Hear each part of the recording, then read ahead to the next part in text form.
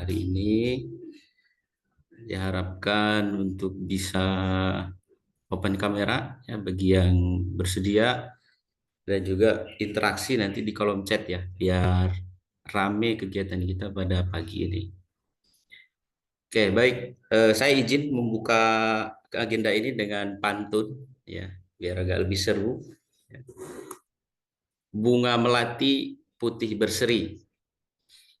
Cakep dong.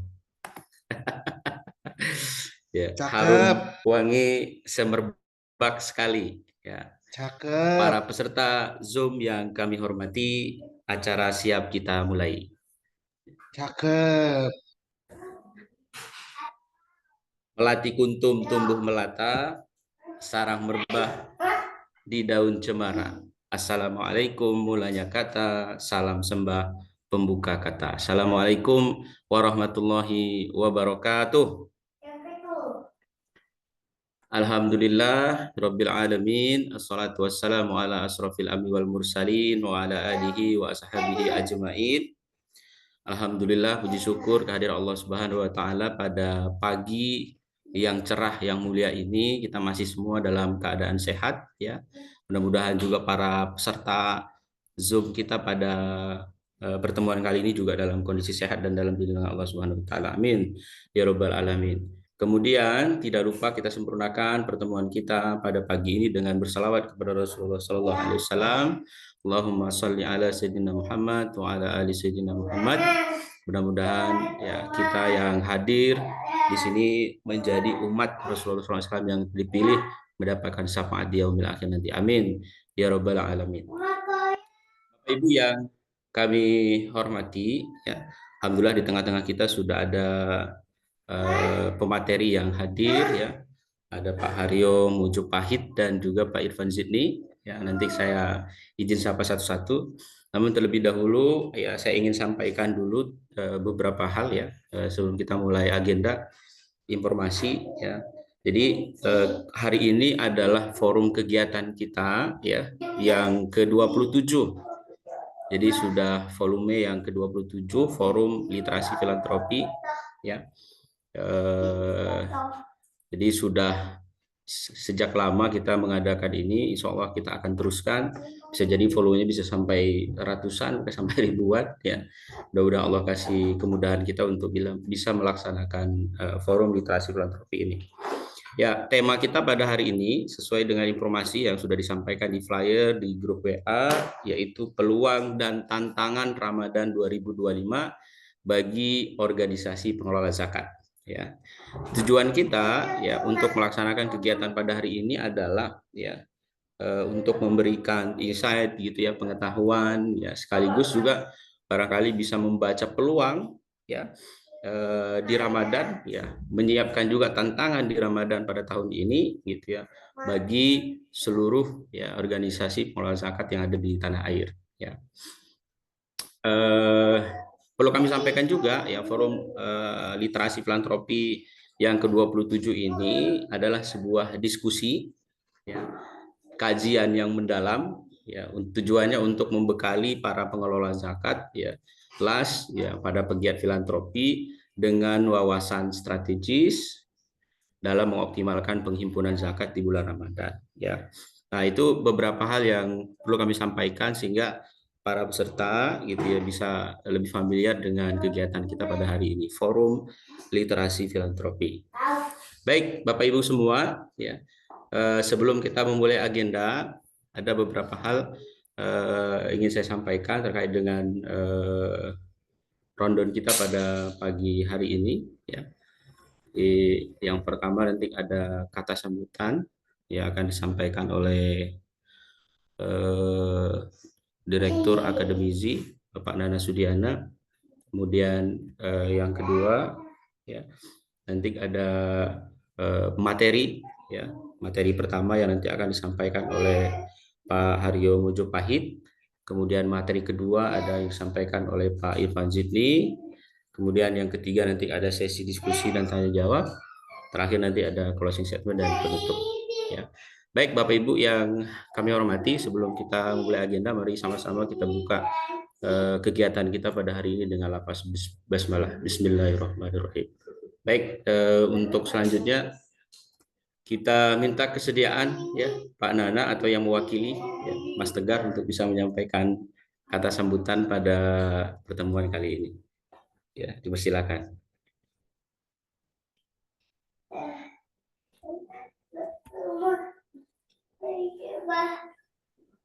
Langsung aja Pak Daud, nggak apa-apa. Pak Nananya sedang dalam perjalanan ya. Jadi Oh, Pak Nana langsung dalam aja nggak apa-apa. perjalanan. Iya. Oke, baik, baik, siap, siap. Baik ya. Mohon maaf ya, jadi ada ini Pak Nana mungkin dalam perjalanan ya.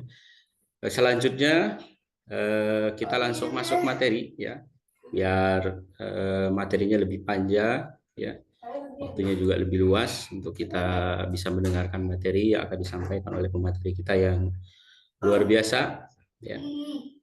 Pertama ada Pak Haryo Mojopahit. Assalamualaikum Pak Haryo. Waalaikumsalam warahmatullahi wabarakatuh. Kang Daud sehat. Waalaikumsalam. Ya, alhamdulillah sehat Pak ya. Ya, Kang Tegar Gimana nih sehat. Kang ya? Irfan sehat. Di posisi lagi di mana nih Pak? Lagi di kantor, lagi di Parung, di dekat Masya zona Allah. Madinah ya. Sehat Betul. Pak ya? Alhamdulillah, positif. Alhamdulillah sehat. Nah ini Bapak Ibu semua perlu saya sampaikan bahwasanya Pak Haryo Mojopahit ini sekarang posisi beliau adalah Kepala Divisi MPP Pendidikan dan Budaya Dompet Duafa. Ini kayaknya temannya juga, teman dekat Pak Nana juga ya. Kita akan bisa mendengarkan materi yang luar biasa yang nanti akan disampaikan oleh beliau ya. Untuk sesi satu ini bisa 30 sampai 40 menit ke depan Pak. Bisa dimaksimalkan waktunya untuk bisa menyampaikan materi. Baik, tidak tunggu lama-lama ya. Untuk materi pertama kita persilakan kepada Pak Aryo Mojopahit untuk bisa menyampaikan materinya. Dipersilakan Pak. Ya, baik, terima kasih Kang Daud atas pengantarnya. Assalamualaikum warahmatullahi wabarakatuh. Ya, yang kami sangat hormati, banggakan, dan sayangi ya teman-teman dari Inisiatif Zakat Indonesia, terutama teman-teman dari Akademisi, juga ada teman-teman ya insan pegiat filantropi semuanya. Eh, Apa namanya senang sekali ya hari ini bisa ngobrol, diskusi dengan teman-teman dengan harapan tadi ya dapat banyak enrichment nih dari teman-teman semua karena memang kalau saya posisinya sekarang memang kan di apa ya di peneliti filantropi ya. Jadi sekarang tergabung di IDEAS yang kemudian apa ya menjadi salah satu think tank ya untuk lembaga filantropi juga gitu. Dan kemudian izin memperkenalkan diri dulu kali ya. Perkenalkan nama saya Haryo Mojopahit. Biasa dipanggil Haryo atau dipanggil Mojo begitu ya.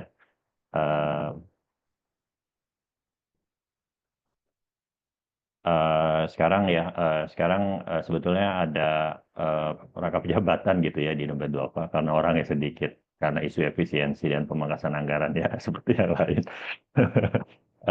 Ini sekarang dapat amanah jadi GM Pengembangan Program Pendidikan dan Budaya di apa ya MPP Pendidikan Dompet Duafa. Kemudian sekarang juga salah satu yang dikelola oleh GM Pengembangan Pendidikan dan Budaya ini adalah salah satu lembaga riset advokasi yang kita kenal sebagai IDEAS begitu. Pernah di Korcek juga, pernah di kebencanaan juga gitu ya, pernah juga di cabang luar negeri begitu.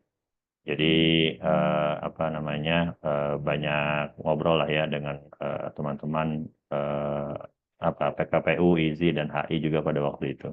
Gitu. Saat ini dapat amanah sebagai Ketua 3 Kemonitoran Forum Indonesia, organisasi kemanusiaan lintas agama. Kemudian kalau dari ini ada ada apa namanya ada HI ya, kemudian ada Rumah Zakat dan World apa namanya sorry namanya apa World Vision ya WPI, kemudian Caritas, kemudian Jesuit Relief Service dan lain sebagainya. Kemudian sekarang juga aktif di Forum Beasiswa Indonesia. Ini kayak kalau Hunetron Forum itu aliansinya lembaga-lembaga kemanusiaan. Nah, kalau Forum Beasiswa Indonesia ini aliansinya lembaga-lembaga provider, penyalur, penyedia dan pemberi beasiswa gitu ya. Kemudian aktif di tingkat regional sebagai anggota Komisi Filantropi Asia, di mana sebetulnya kita ingin melihat sebetulnya tren dan karakteristik filantropi di Asia yang membedakannya dengan filantropi di negara lain. Kemudian juga sekarang saat ini aktif juga di Southeast Asian Humanitarian Committee di bidang sekretariat. Yang kalau SIHAM ini sebetulnya ini adalah aliansi lembaga-lembaga kemanusiaan Muslim di Asia Tenggara yang isinya ya lembaga-lembaga Islam ya, filantropi Islam yang ada di Malaysia, di Thailand, di Singapura, Filipina, dan ada di Kamboja juga baru buka dan lain sebagainya. Jadi semoga bisa sedikit memberikan beberapa point of view gitu ya dari filantropi tidak hanya di Indonesia tapi juga di regional gitu.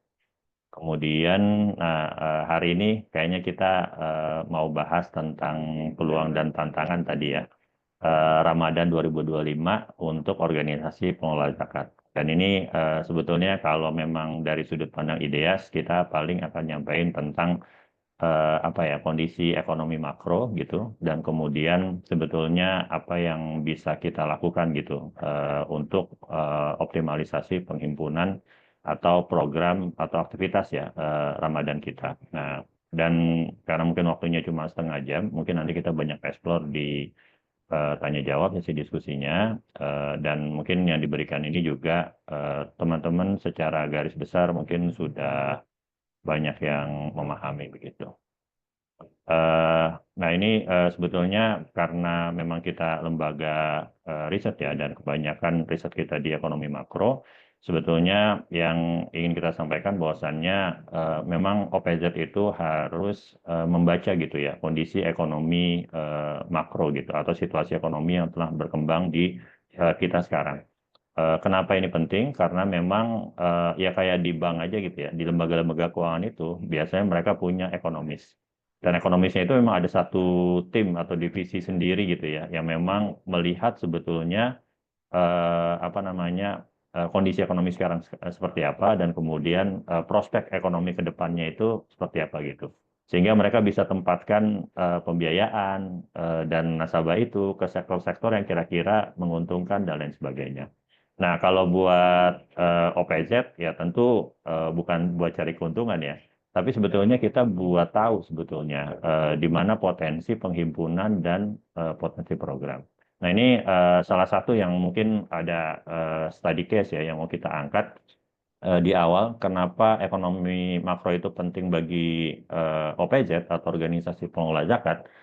Jadi kayak sekitar tengah tahun kemarin kita itu ngeluarin rilis dan policy brief mengenai ekonomi kurban. Ya emang setiap tahun kita keluarkan gitu ya. Nah kita kan tiap tahun itu biasa ngeluarin ekonomi kurban ini untuk melihat sebetulnya tren kurban begitu ya, dan kira-kira berapa potensi kurban dilihat dari perkembangan kelas menengah dan lain sebagainya. Nah, ini di riset kita tahun kemarin itu kita melihat bahwasannya secara donasi gitu ya, atau secara jumlah uang yang dihimpun untuk ekonomi kurban ini sebetulnya bertambah, tapi kemudian tapi sebenarnya ada sesuatu yang ganjil, yaitu ada penurunan kurban dari kelas menengah. Dan kemudian ini akhirnya dikonfirmasi gitu ya oleh beberapa media yang turun ke lapangan, kayak Kompas, Metro, itu mereka kemudian menjadikan riset kita itu sebagai dasar untuk mereka turun ke lapangan, dan mereka melihat bahwasannya, oh ya ternyata di tingkat pedagang itu juga banyak keluhan kalau ternyata jumlah pekurban itu yang beli langsung itu berkurang, dan kemudian beberapa hewan kurban ini kita lihat tren ya,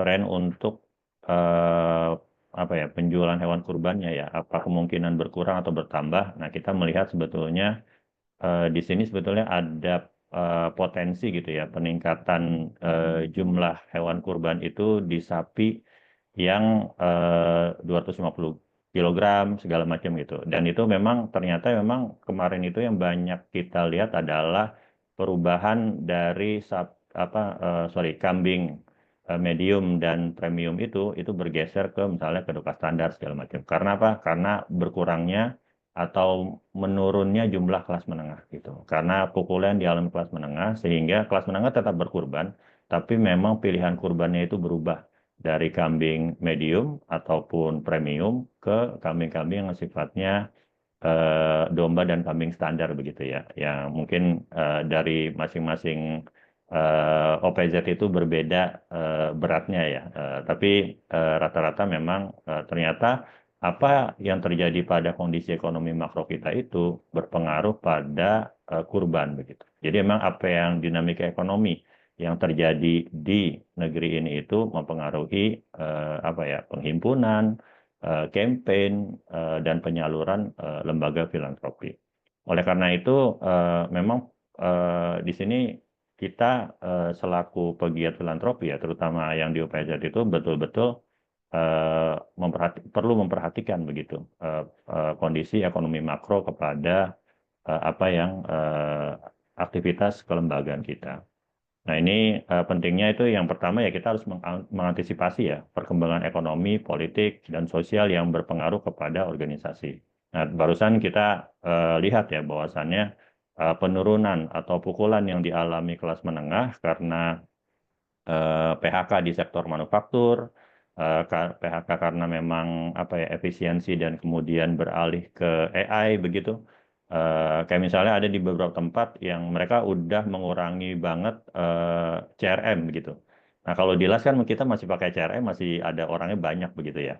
Nah, tapi kemudian sekarang CRM itu terutama di e-commerce itu mereka lebih banyak pakai AI begitu.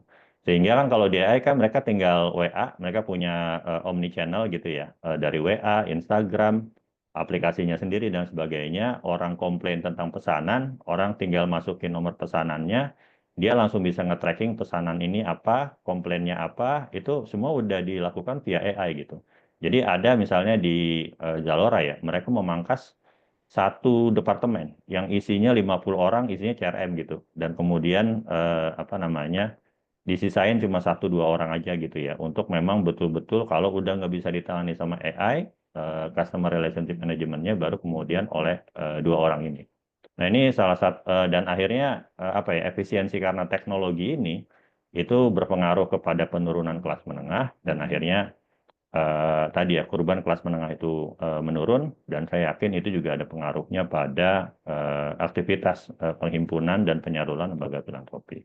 Oleh karena itu, ketika kita memahami kondisi ekonomi makro, maka kita bisa mengantisipasi nih perkembangan-perkembangan apa saja yang ada dan kemudian kita melakukan formulasi atau mereformulasi strategi kelembagaan tadi dari aspek penghimpunan, penyaluran, dan pelaporan. Kemudian nah ini di Ramadan kali ini gitu ya, ada tantangan-tantangan makroekonomi kita. Yang pertama, kita masih punya masalah penurunan kelas menengah. Kemudian kita juga sekarang lagi rame gitu ya, yaitu pemangkasan anggaran kementerian dan lembaga. Dan kemudian ada situasi perang dagang nih, yang nanti berpengaruh terhadap ekspor komoditas. Kita tahu bahwasannya pemerintah mengklaim hilirisasi itu berhasil dan kemudian berhasil meningkatkan ekspor komoditas. Tapi kemudian tadi ya ada kalau kondisinya perang dagang, misalnya sawit Indonesia dibatasi, kemudian batu bara Indonesia dibatasi, nikel Indonesia dibatasi, itu akan berpengaruh pada ekspor kita dan otomatis berpengaruh pada donatur atau masyarakat yang kemudian bekerja gitu ya di lingkaran sektor itu. Dan kita lihat sebetulnya dari apa ya, neraca perdagangan kita, memang ekspor kita mengalami peningkatan, tapi sebagian besar itu diekspor non migas yang terkait dengan komoditas. Nah, ini kita bahas satu-satu ya. Jadi ini tadi ada penurunan kelas menengah, ada pemangkasan anggaran, dan ada situasi perang dagang. Nah, kalau dinamika kelas menengah kita di tahun 2024 kemarin, nah ini sebetulnya kalau kita bicara garis kemiskinan gitu ya. Nah, ini kalau ini berdasarkan perhitungan kita pakai garis kemiskinan kabupaten kotanya BPS, di mana sebetulnya angka orang itu dibilang miskin atau tidak, itu pengeluarannya itu sekitar 632, apa di bawah ya, 632 ribu rupiah per orang per tahun gitu ya. Jadi kalau teman-teman pengeluarannya setahun ya, mungkin dengan gaya hidup minimalisnya gitu ya, itu di bawah 632 ribu. Ini garis kemiskinan kabupaten kota, bukan nasional, yang dibuat oleh BPS. Nah ini menurut BPS teman-teman itu masuk ke dalam golongan penduduk miskin. Nah, dan keluarga di Indonesia itu rata-rata itu jumlahnya 4,71. Jadi hampir 5 ya. Jadi berarti ada 2 orang tua dan 3 anak. Nah, itu rata-rata keluarga di Indonesia. Nah, kalau kita kalikan 632 ribu ini dengan 4,71 tadi, rata-rata jumlah keluarga di Indonesia, itu garis kemiskinan kabupaten kota itu sebesar 2.990.000 ribuan. Jadi, nah dari situlah itu garis kemiskinan kabupaten kota kita. Dan kalau kita lihat, kita hitung dari data Susenasnya BPS, nah jadi penduduk miskin itu memang berkurang ya. Kalau kita lihat di layar, gitu ya, dari tahun ke tahun itu apa berkurang nih dari 19,4 juta di Maret 2023 eh, ke Maret 2024 itu berkurang gitu ya, hampir sekitar 1 juta orang penduduk miskin itu berkurang. Tapi yang kita bisa lihat, nah, kita lihat di sini kelas menengah kita ya. Nah, kelas menengah kita itu awalnya ada 52 juta, nah sekarang jadi tinggal 51 juta. Dan kemudian mereka nih turun kelas nih, menjadi calon kelas menengah, dan mungkin masuk ke dalam golongan rentan miskin gitu ya. Jadi yang miskin berkurang itu masuk ke dalam golongan rentan miskin, dan kemudian kelas menengah itu berkurang masuk ke dalam calon kelas menengah. Dan mungkin juga ada yang masuk ke dalam rentan miskin dan miskin ya. Karena kan ini datanya secara total begitu. Nah, ini menunjukkan bahwasannya dinamika kelas menengah kita itu mengalami cobaan yang luar biasa, dan tentu saja tadi ya, bagaimana sebenarnya program penghimpunan kita itu harus menyesuaikan nih dengan dinamika kelas menengah ini. Karena asumsi kita yang menjadi donatur kita adalah tadi ya, yang calon kelas menengah dan kelas atas. Dan mungkin sebagian besar donatur kita banyak dari kelompok ini. Kemudian kalau dari segi persebaran ya kemiskinan sendiri, nah kita bisa lihat bahwasannya ini ada daerah dengan kemiskinan yang rendah, kemudian ada daerah dengan kemiskinan yang sangat tinggi. Nah, kita bisa lihat bahwasannya kemiskinan yang sangat tinggi ini masih ada di apa namanya, di kawasan Indonesia Timur ya. Walaupun sebetulnya di Pulau Jawa itu kita masih punya nih beberapa daerah dengan kemiskinan tinggi dan bahkan sangat tinggi gitu. Dan kita tahu yang ijo-ijo ini ya adalah kabupaten kota tempat mungkin donatur kita nih. Nah, jadi pastikan cabang-cabang Easy itu ada di daerah-daerah hijau ini nih ya. Agar mungkin teman-teman itu bisa apa namanya, bisa mengoptimalkan gitu ya potensi donatur yang ada di daerah ini. Nah, kalau program Easy ya kalau bisa ya tadi ya ada di wilayah-wilayah yang oranye dan merah gitu ya. Nah, ini terutama di Papua, Nusa Tenggara ya, terutama Nusa Tenggara Timur di sini kita bisa lihat. Nah ini apa namanya baik untuk mapping donatur dan juga para mustahik. Gitu. Kemudian, nah ini persentase penduduk miskin terbanyak ya di tiap provinsi. Jadi bukan jumlah orang miskinnya, tapi persentase jumlah orang miskin dibandingkan total populasi yang ada di provinsi tersebut, gitu ya. Dan ini kita bisa lihat persentase paling tinggi itu rata-rata tetap ada di Indonesia Timur. Walaupun yang dekat-dekat ini kayak misalnya di Bangkalan ya, di Madura itu lumayan tinggi nih. Kemudian ada di Pulau Buru gitu ya. Kemudian ada di Mapi, Yahukimo, Deyai, Teluk Wandoma ya. Ini di Papua itu juga banyak apa namanya apa ya penduduk miskinnya gitu. Persentase penduduk miskinnya itu sangat tinggi. Nah, ini ketika teman-teman campaign untuk program dan penyaluran gitu ya, mudah-mudahan bisa diarahkan ke daerah-daerah dengan persentase penduduk miskin terbanyak ini. Nah, syukur-syukur kalau misalnya di tempat-tempat ini nih teman-teman IZI atau lembaga amil zakat yang lain juga punya perwakilan ya atau cabang ya yang memang kita bisa gunakan untuk menyelesaikan permasalahan kemiskinan di sini. Sekaligus nanti kita lakukan untuk campaign apa namanya Ramadan kita begitu. Nah, kemudian yang kedua tadi ya, tadi sebetulnya ada kondisi kelas menengah yang tertekan dan kondisi kemiskinan yang memang masih menjadi permasalahan di negeri ini. Dan yang kedua itu masalah penghematan anggaran negara nih. Nah, kita tahu bahwasannya dan sedang ramai ya, APBN itu sedang dihemat sekitar 367 triliun, begitu ya. Penghematan ini terjadi karena apa? Alasannya karena yang pertama, kita harus bayar hutang. Dan bunganya di tahun ini begitu ya. Jadi hutang-hutang yang dibuat oleh presiden di periode sebelumnya itu jatuh temponya itu di tahun ini dan itu cukup besar yang harus dibayarkan. Kemudian yang kedua kita tahu ada isu program-program prioritas ya seperti makan bergizi gratis gitu ya dan kemudian ada isu IKN lanjut tidak lanjut gitu ya yang memang ketiganya ini memerlukan dana yang tidak sedikit. Oleh karena itu pemerintah memutuskan untuk melakukan penghematan anggaran negara dan kemudian ada apa ya pemangkasan ya di kementerian dan lembaga begitu. Walaupun DPR ya selaku legislatif nggak dipotong ya, lembaga-lembaga penegakan hukum ya dan yudikatif juga nggak dipotong begitu ya.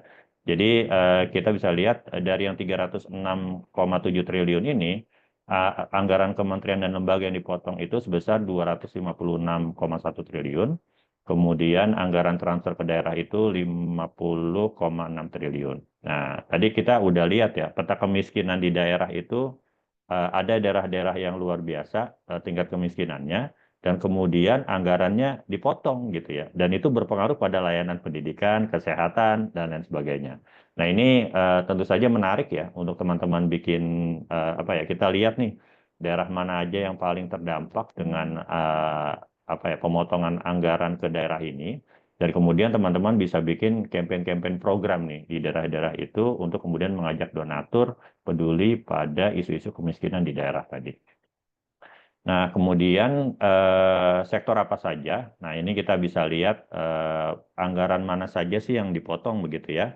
Nah, kan kita udah bisa lihat ya bahwasannya anggaran perjalanan dinas itu banyak dipotong begitu. Yang itu memicu kekhawatiran asosiasi hotel ya dan penginapan di Indonesia yang mereka sepertinya akan lesu nih gitu karena nggak ada lagi kementerian atau lembaga atau instansi pemerintahan yang meeting di hotel, meeting di tempat-tempat yang selama ini mereka pakai untuk tempat meeting, menginap dan lain sebagainya dan itu dikhawatirkan juga apa ya menghantam gitu ya industri perhotelan.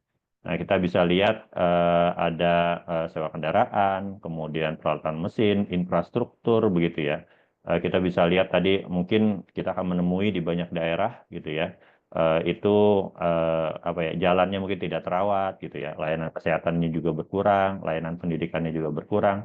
Walaupun Prabowo atau Presiden itu menjanjikan akan ada renovasi sekolah, perbaikan taraf kehidupan guru dan lain sebagainya. Tapi ini kita mengkhawatirkan pemangkasan ini berpengaruh terhadap pertumbuhan ekonomi. Walaupun sebetulnya banyak pemerintah itu punya target pertumbuhan ekonomi itu 8%, tapi kita selama ini tuh belum jarang sekali keluar dari jebakan 5%. Dan kebanyakan lembaga-lembaga seperti Bank Dunia, kemudian IMF, kemudian beberapa lembaga pemerintah itu melihat Indonesia itu mungkin hanya tumbuh sekitar 5%, antara 5,1 sampai 5,2% begitu. Nah, jauh sekali dari target pemerintah yang sampai 8%. Dan kemudian, dan mungkin target pertumbuhan ekonomi itu akan terganggu nih dengan dinamika yang ada di kelas menengah kita dan juga dengan pemangkasan anggaran di kementerian lembaga yang dikhawatirkan memicu pertumbuhan ekonomi. Nah, kita kayaknya perlu lihat-lihat lagi ya database donatur kita nih ya. Kalau misalnya mitra-mitra kita nih, partnership kita nih, ada nggak sih yang atau donatur kita yang punya latar belakang pekerjaan tadi, percetakan dan souvenir, jadi supplier ATK gitu ya. Mungkin hotel atau ada yang bekerja di kontraktor yang bekerja bersama dengan pemerintah di kaitan infrastruktur, peralatan, mesin, dan lain sebagainya. Nah, mungkin donor-donor kita yang biasanya gitu ya berdonasi dengan jumlah yang lumayan, mungkin sekarang mereka juga sedang mengecilkan gitu ya size kontribusinya ke lembaga kita begitu. Nah, ini yang perlu diwaspadai, dan kemudian juga ada situasi ekonomi internasional. Nah, situasi ekonomi internasional ini jadi Trump ini betul-betul berpengaruh gitu ya terhadap ekonomi dunia, karena memang Amerika ini sebagai salah satu negara dengan PDB yang terbesar ya di dunia, dan kemudian apa yang dilakukan oleh Amerika dan jaringan proksinya itu akan sangat mempengaruhi dinamika geopolitik internasional dan juga dinamika ekonomi. Terakhir itu kan kita lihat bagaimana sebetulnya Trump ini nego dengan Kanada dan Trump itu nego dengan Meksiko ya. Jadi Trump mengancam bahwasannya akan ada pengenaan tarif 50% lebih gitu ya bagi Meksiko dan Kanada, dan tapi akhirnya mereka bisa deal nih untuk kemudian tarifnya ditunda kenaikannya, tapi kemudian Meksiko menerjunkan tentara gitu ya, berapa ribu orang itu di perbatasan untuk kemudian menghadang para pendatang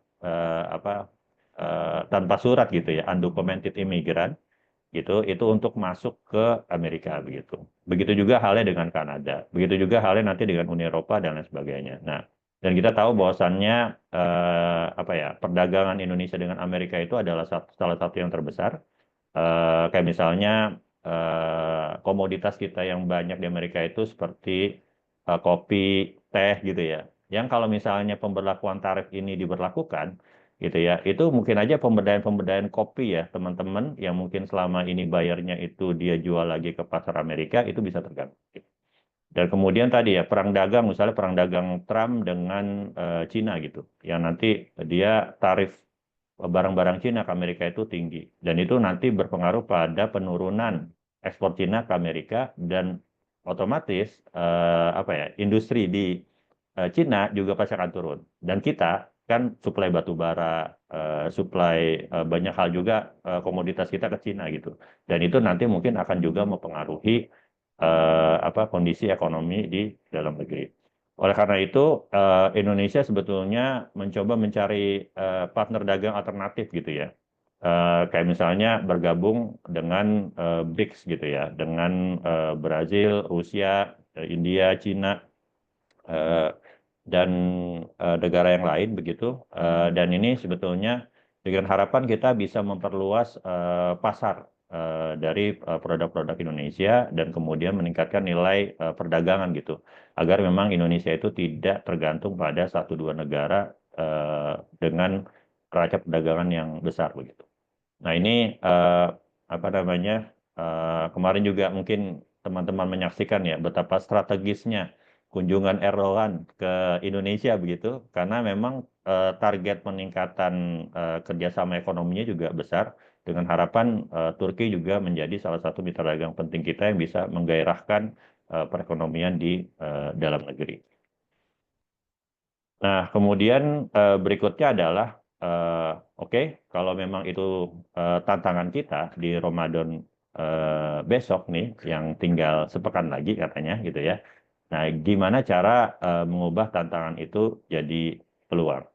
Nah, ini apa ya? Dilihat dari ini sebetulnya kita apa ya? Merekomendasikan ada dua hal. Yang pertama itu kampanye penghimpunan dan program yang peka gitu atau yang relate gitu ya dengan perasaan kelas menengah. Jadi campaign kita itu harus kayak gue banget nih buat kelas menengah. Dan kemudian yang kedua kita apa ya? Dan mungkin juga teman-teman sudah melakukan ini yaitu donor segmentation. Jadi mendekati donatur berdasarkan dengan preferensi atau wajah donaturnya. Nah, ini nanti kita akan bahas lebih lanjut. Nah, ini misalnya sekarang kelas menengah kita itu lagi rame di masalah kabur aja dulu gitu ya. Karena memang kita lihat kondisi ekonominya nggak menentu, gaji yang rendah gitu ya, kualitas hidup yang rendah gitu ya, akses terhadap pendidikan berkualitas itu dirasa berkurang karena inflasi pendidikan itu lebih tinggi dibandingkan dengan kenaikan gaji kita gitu ya. Kemudian ada tekanan sosial, ada sulitnya lapangan pekerjaan dan lain sebagainya, sehingga ramai apa namanya tagar ya. Dan mungkin kita juga udah sempat bikin tagarnya di sosmed kita masing-masing, yaitu kabur aja dulu. Nah, ini sebenarnya kan ada kegelisahan, ada keprihatinan di kelas menengah kita yang sebetulnya tadi ya teman-teman sebenarnya bisa kapitalisasi gitu ya. Sebetulnya apa sih yang memang jadi isu gitu ya di kelas menengah kita gitu? Apakah peralihan dari kerja formal ke kerja informal? Dan apakah kita bisa bikin program nih yang terkait dengan pemberdayaan mereka yang misalnya di PHK dan kemudian sekarang bekerja di sektor informal gitu. Yang itu sebenarnya programnya itu relate dengan kelas menengah kita. Dan kemudian tadi ya misalnya isu pendidikan, KIP kuliah akan dihapus karena efisiensi anggaran gitu ya. Nah, gimana kalau teman-teman bisa mengkapitalisasi nih isu-isu ini untuk kemudian menggemakan atau mengkomunikasikan, mengkampanyekan program teman-teman gitu. Nah, ini publik sangat menantikan gitu ya, apa ya, campaign-campaign yang kira-kira relate nih dengan kehidupan kita yang ada sekarang gitu, dengan komunikasi yang juga relate ya dengan apa yang dialami. Nah, kemudian yang kedua selain campaign yang memang relate dengan kelas menengah, berikutnya adalah donor segmentation. Jadi donor segmentation ini apa sih? Donor segmentation ini sebetulnya kita memetakan begitu ya donor kita berdasarkan preferensi atau karakteristiknya gitu. Dengan harapan apa? Dengan mengenal karakteristik donor atau mengelompokkan mereka sesuai dengan karakteristiknya, kita itu bisa mendekati mereka dengan lebih baik lagi. Tujuannya apa? Untuk memperbesar penghimpunan dari donor yang sudah ada, yang sudah percaya dengan kita sekarang. Sekaligus kalau orang belum jadi donor kita, kita punya strategi akuisisi donor nih untuk menjaring donatur-donatur baru gitu. Nah, ini sedikit spill ya. Nanti bulan Ramadan nanti kami di IDEAS akan mengeluarkan hasil penelitian kami terkait dengan donor segmentation ini. Jadi di penelitian ini saya spill di teman-teman apa namanya forum literasi filantropi ini. Ini yang pertama itu kita mengelompokkan donatur ini berdasarkan motivasi minatnya memberi begitu ya. Karena kan orang memberi itu pasti ada alasannya gitu. Nah, alasannya ini yang kita perdalam. Nah, dari sini dari situ kita coba untuk mengelompokkan nih. Nah, yang pertama itu kita mengenal ada wajah donatur si soleh gitu ya. Yang kedua si kritis, ketiga si investor, keempat si afiliasi, kelima si sosialita, dan keenam si pembalas budi. Apa dimaksudnya si soleh gitu ya? Jadi si soleh itu dia itu memberi atas dasar nilai-nilai keagamaan gitu ya. Nah, untuk donor dengan karakteristik seperti ini, gitu ya. Nah, kita mendekati mereka itu dengan menggunakan nilai-nilai keagamaan.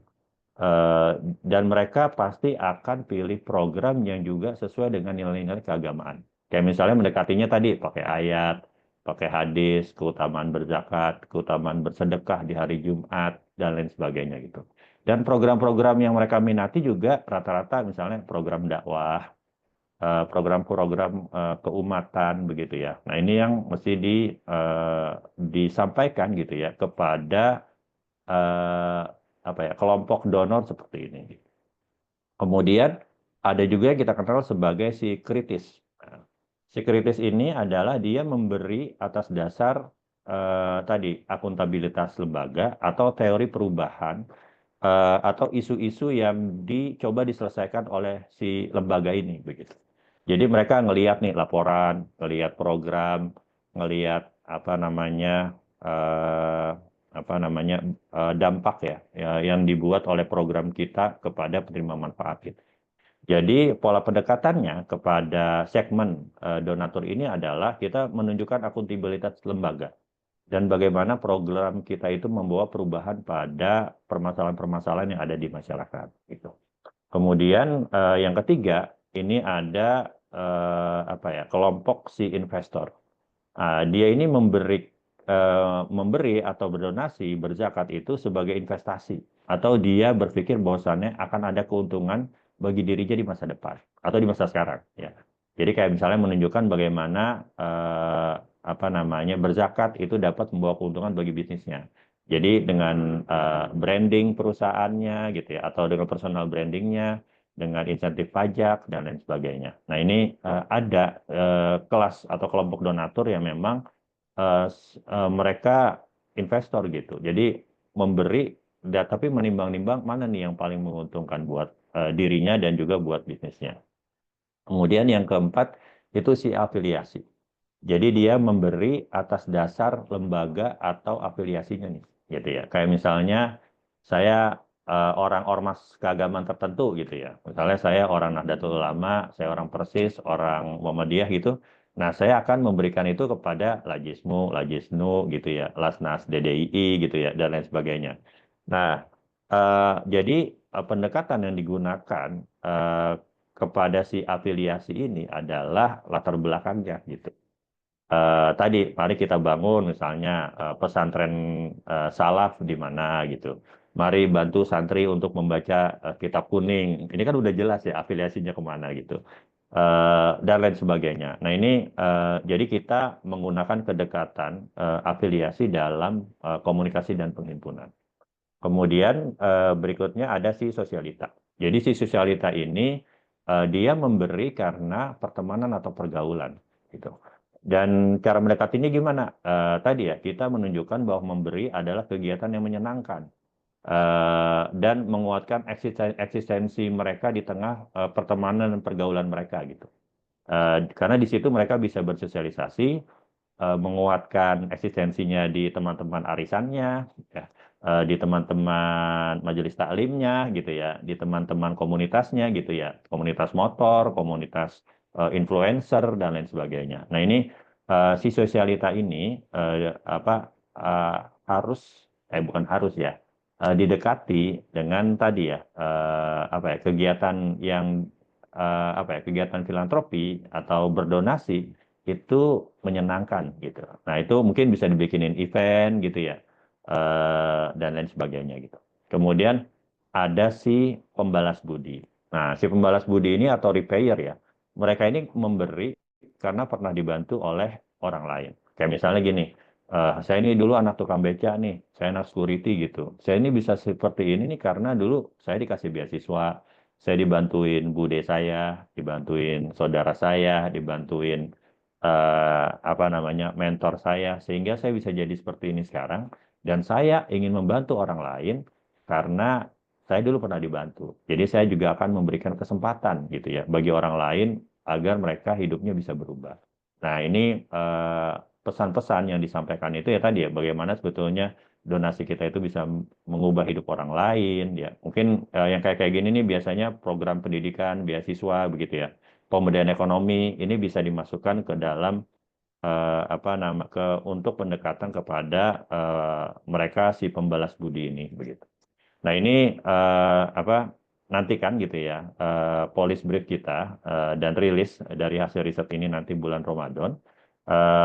Dan dari donatur yang kita riset itu berapa sih yang si soleh gitu ya, berapa sih kritis, berapa persen gitu ya, berapa persen si investor, berapa persen si sosialita, berapa persen si balas budi, nah, dan mana yang lebih potensial untuk didekati oleh lembaga masing-masing. Nah ini tunggu tanggal mainnya nanti di bulan Ramadan insya Allah. Jadi dengan donor segmentation ini kita berharap tadi ya teman-teman itu bisa memperbesar penghimpunan dari donor yang existing dan kemudian merancang nih strategi akuisisi donor yang baru. Mungkin itu aja ya, kayaknya udah lebih dari setengah jam. Itu aja, terima kasih dan semoga nanti kita bisa diskusi lebih lanjut. Nah, nanti teknik dan lain sebagainya untuk pengoptimalan penghimpunan ada teman-teman yang memang lebih expert lagi ya di bidang ini. Mungkin itu aja, terima kasih. Assalamualaikum warahmatullahi wabarakatuh. Waalaikumsalam warahmatullahi wabarakatuh. Alhamdulillah.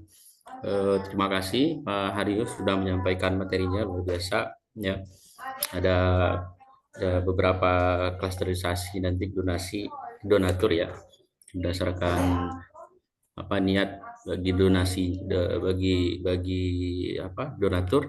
Tadi ada si Soleh gitu ya.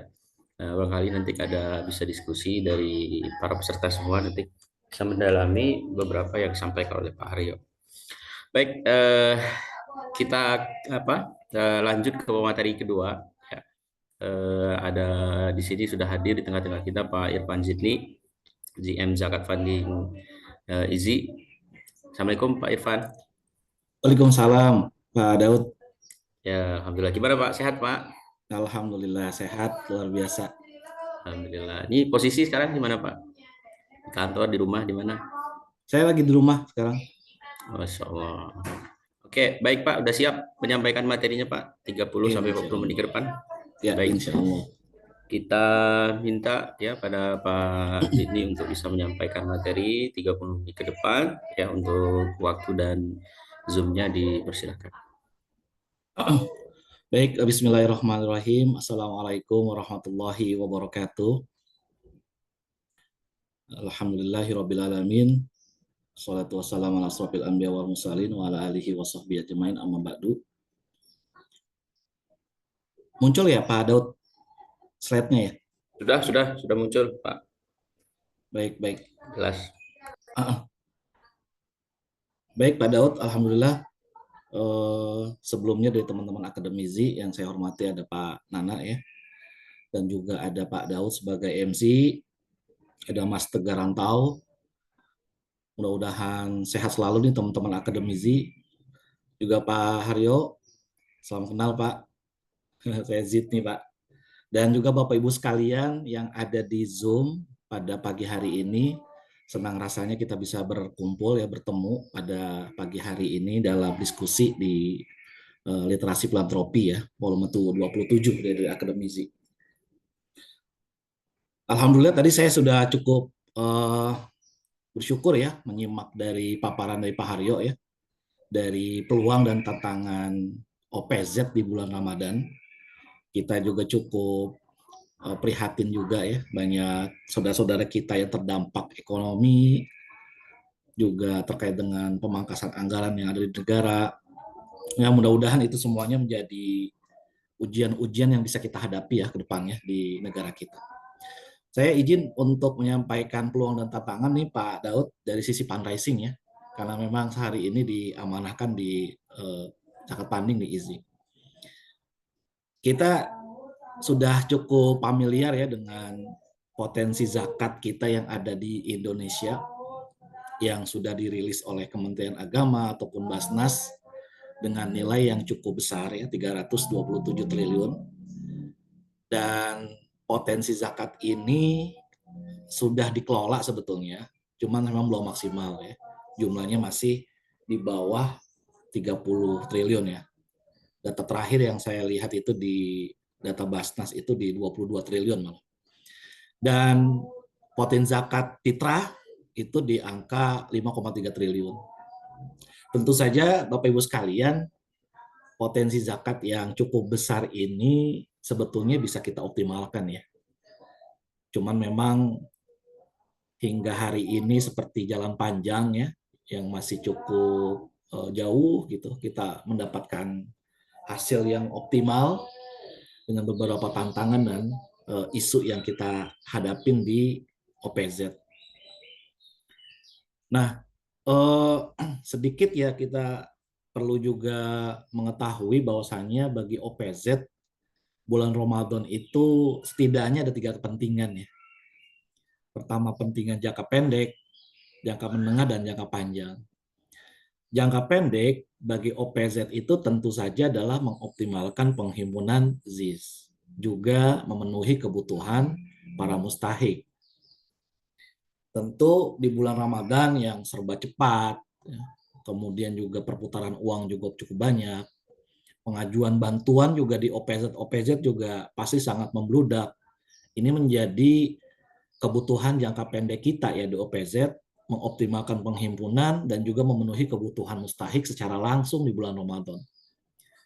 Nah, untuk yang jangka menengahnya, untuk OPZ di jangka menengah, tentu saja ini untuk keberlangsungan program selanjutnya ya, dan juga ekspansi lembaga. Di Ramadan ini jadi peluang buat kita sebetulnya di OPZ, kalau lagi Ramadan nih, itu untuk melakukan ekspansi. Yang belum punya kantor cabang misalnya, kita mungkin bisa mencari jejaring baru. Kita juga merekrut relawan yang banyak. Dan juga mencari simpul-simpul sumber-sumber penghimpunan di beberapa tempat. Yang itu jauh lebih luas, lebih masif lagi dibandingkan bulan-bulan di luar Ramadan. Dan kepentingan jangka panjangnya yang ketiga ini tentu keberlangsungan lembaga setelah Ramadan. Kita ingin juga ketika menghimpun dana di bulan Ramadan, itu nggak hanya di bulan Ramadan aja ya, tapi kita ingin juga untuk keberlangsungan lembaga setelah Ramadan dan selanjutnya gitu. Dan juga harapannya bisa mendorong kemajuan umat ya dari dana yang kita bisa himpun yang lebih luas lagi ya. Bisa mendorong kemajuan ekonomi, pendidikan dan sebagainya. Ini adalah beberapa hal ya kepentingan OPZ di bulan Ramadan yang kita akan dapati nanti. Selanjutnya,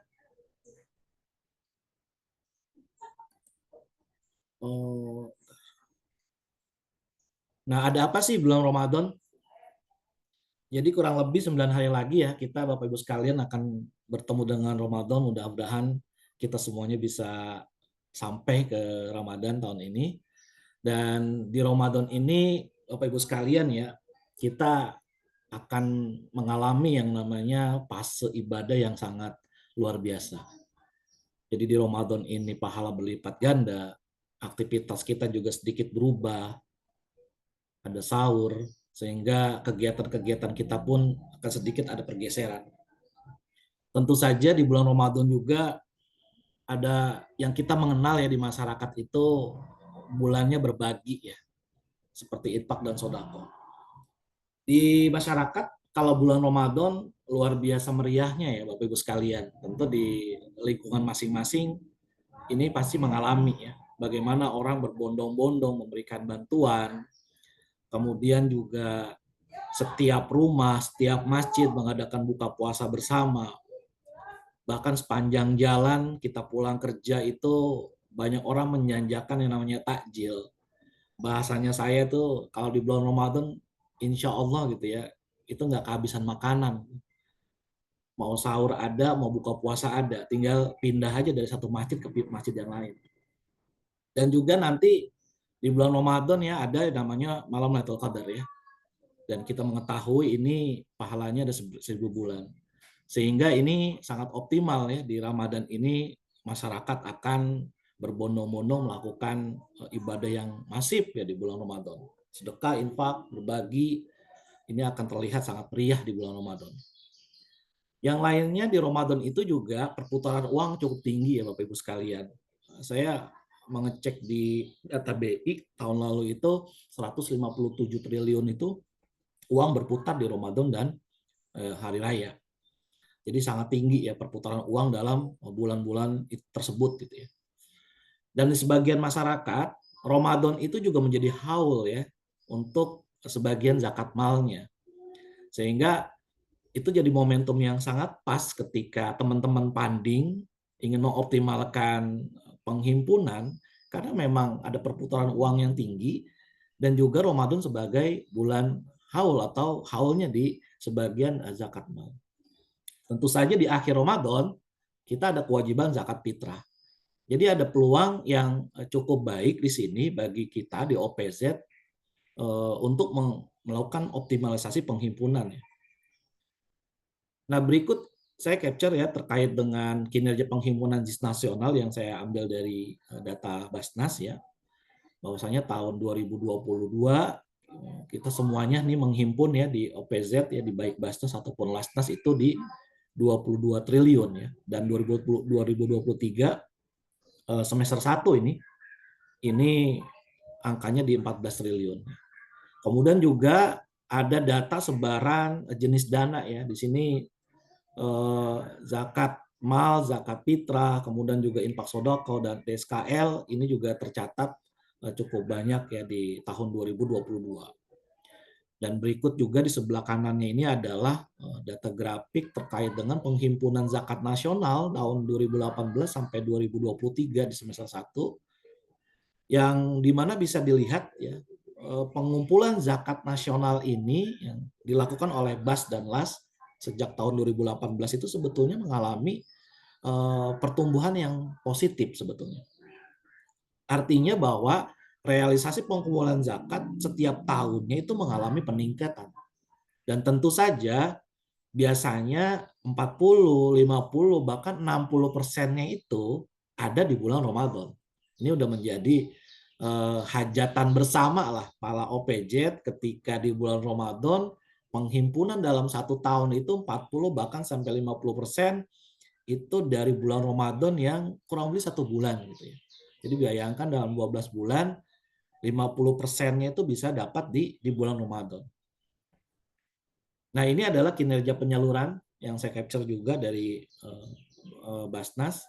Di sini ada penjelasan ya, penyaluran berdasarkan asnaf ya, di mana fakir miskin sangat dominan di sini dan juga ada penyaluran per bidang ya program yang sudah didata oleh Basnas. Nah, bagaimana dengan IZI sendiri? Saya hanya bisa menyampaikan data IZI ya, karena kalau lembaga lain saya belum punya. Hampir sama ya Bapak Ibu sekalian. Dari tahun ke tahun sebetulnya penghimpunan di bulan Ramadan di IZI juga ya mengalami kenaikan ya, antara 11 sampai 12% setiap tahunnya. Dan ini juga bisa dilihat juga penghimpunan dana ZIS Ramadan dan non-Ramadannya. Jadi bisa dilihat di sini antara 38 sampai 40% perbandingannya penghimpunan di bulan Ramadan dan di non-Ramadan. Ini sudah ada kurban di dalamnya. Kalau kurban ini saya keluarkan, penghimpunan bulan Ramadan ini bisa di 45 sampai 50%. Kalau kurbannya saya keluarkan.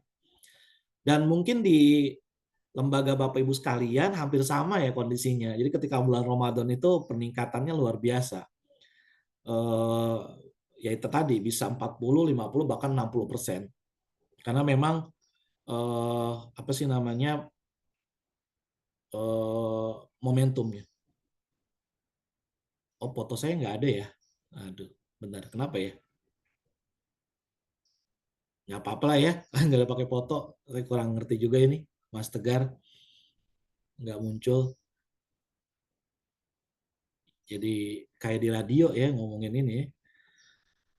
Nah, berikut ya dari penghimpunan di IZI ya Pak Daud dan Pak Tegar dan Bapak Ibu sekalian. Ini juga sama saya rasa di lembaga Bapak Ibu sekalian yang lain. Nah, bagaimana dengan peluangnya?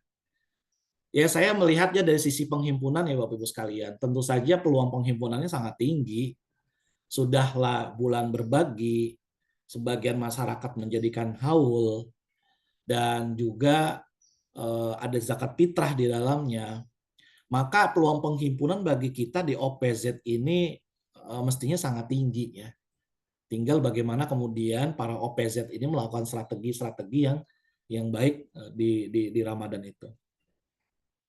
Dan ini peluangnya cukup banyak ya, kita bisa meningkatkan kesadaran masyarakat berzakat. Ketika Ramadan itu yang namanya berbagi itu rasanya mudah banget gitu bagi masyarakat. Kita nggak kehabisan makanan untuk berbuka. Apalagi Indonesia dikenal sebagai negara paling dermawan gitu ya. Dan ini juga bisa menjadi peluang peningkatan jumlah nominal penghimpunan. Seperti tadi yang saya sampaikan, setiap Ramadan itu alhamdulillah mengalami pertumbuhan ya, 11-12%. Dan selalu ada peningkatan jumlah nominal. Dan juga mendapatkan juga akuisisi donatur baru ya, yang sebelumnya tidak bertransaksi atau orang-orang baru yang baru berzakat itu juga akan mengalami pertumbuhan di OPZ ya, di IZI dan juga lembaga Bapak Ibu sekalian.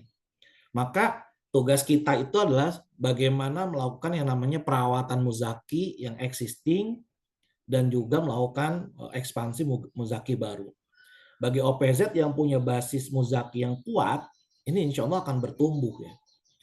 Tadi saya sudah lihat juga ya data yang disampaikan Pak Haryo ya, ada klasifikasi muzaki ya, sama di IZI juga Pak, hampir sama ya, dan mungkin di Bapak Ibu sekalian juga melakukan hal yang sama. Memang kita perlu yang namanya melakukan klasifikasi dan pengelompokan muzaki. Di IZI itu kami mengelompokkan muzaki dari berbagai macam sudut pandang ya. Ini salah satunya kami membuat klasifikasi berdasarkan nilai donasi ya. Jadi ada platinum, gold, silver. Di IZI boleh menyampaikan pengalaman, memang di kelas platinum dan gold ini adalah kelas donatur yang terjaga ya secara transaksi. Nah, ada masalah ataupun kekhawatiran memang di gold dan silver untuk kedepannya ya, karena gold ini kan banyak juga yang di kelas menengah, sedangkan silver yang kelas bawah secara angka. Dan selama ini gold platinum ini masih terjaga, nah silver yang memang ngeri-ngeri sedap gitu ya, apalagi dengan kondisi yang saat ini ekonomi dan sebagainya. Tapi mudah-mudahan sih itu menjadi tantangan saja ya, dan jadi challenge buat kita di OPZ untuk melakukan yang namanya terobosan-terobosan dan inovasi. Nah, saya coba cek juga ya di beberapa OPZ ya, kampanye-kampanye juga sudah dilakukan ya. Tentu saja optimalisasi ZIS di bulan Ramadan itu harus dilakukan dengan strategi kampanye yang bagus, yang relate, dan juga menyentuh banyak lapisan. Saya setuju ya, tadi Pak Haryo menyampaikan juga bahwasanya sudah harus ya melakukan yang namanya penyesuaian kampanye ya, terutama untuk kalangan kelas menengah yang saat ini sedang ada ujian bagi mereka gitu. Jumlahnya juga masih sangat banyak gitu ya. Dan OPZ pasti sangat ramai nanti di bulan Ramadan ya. Sekarang aja udah lihat ya spanduk jalan gitu ya.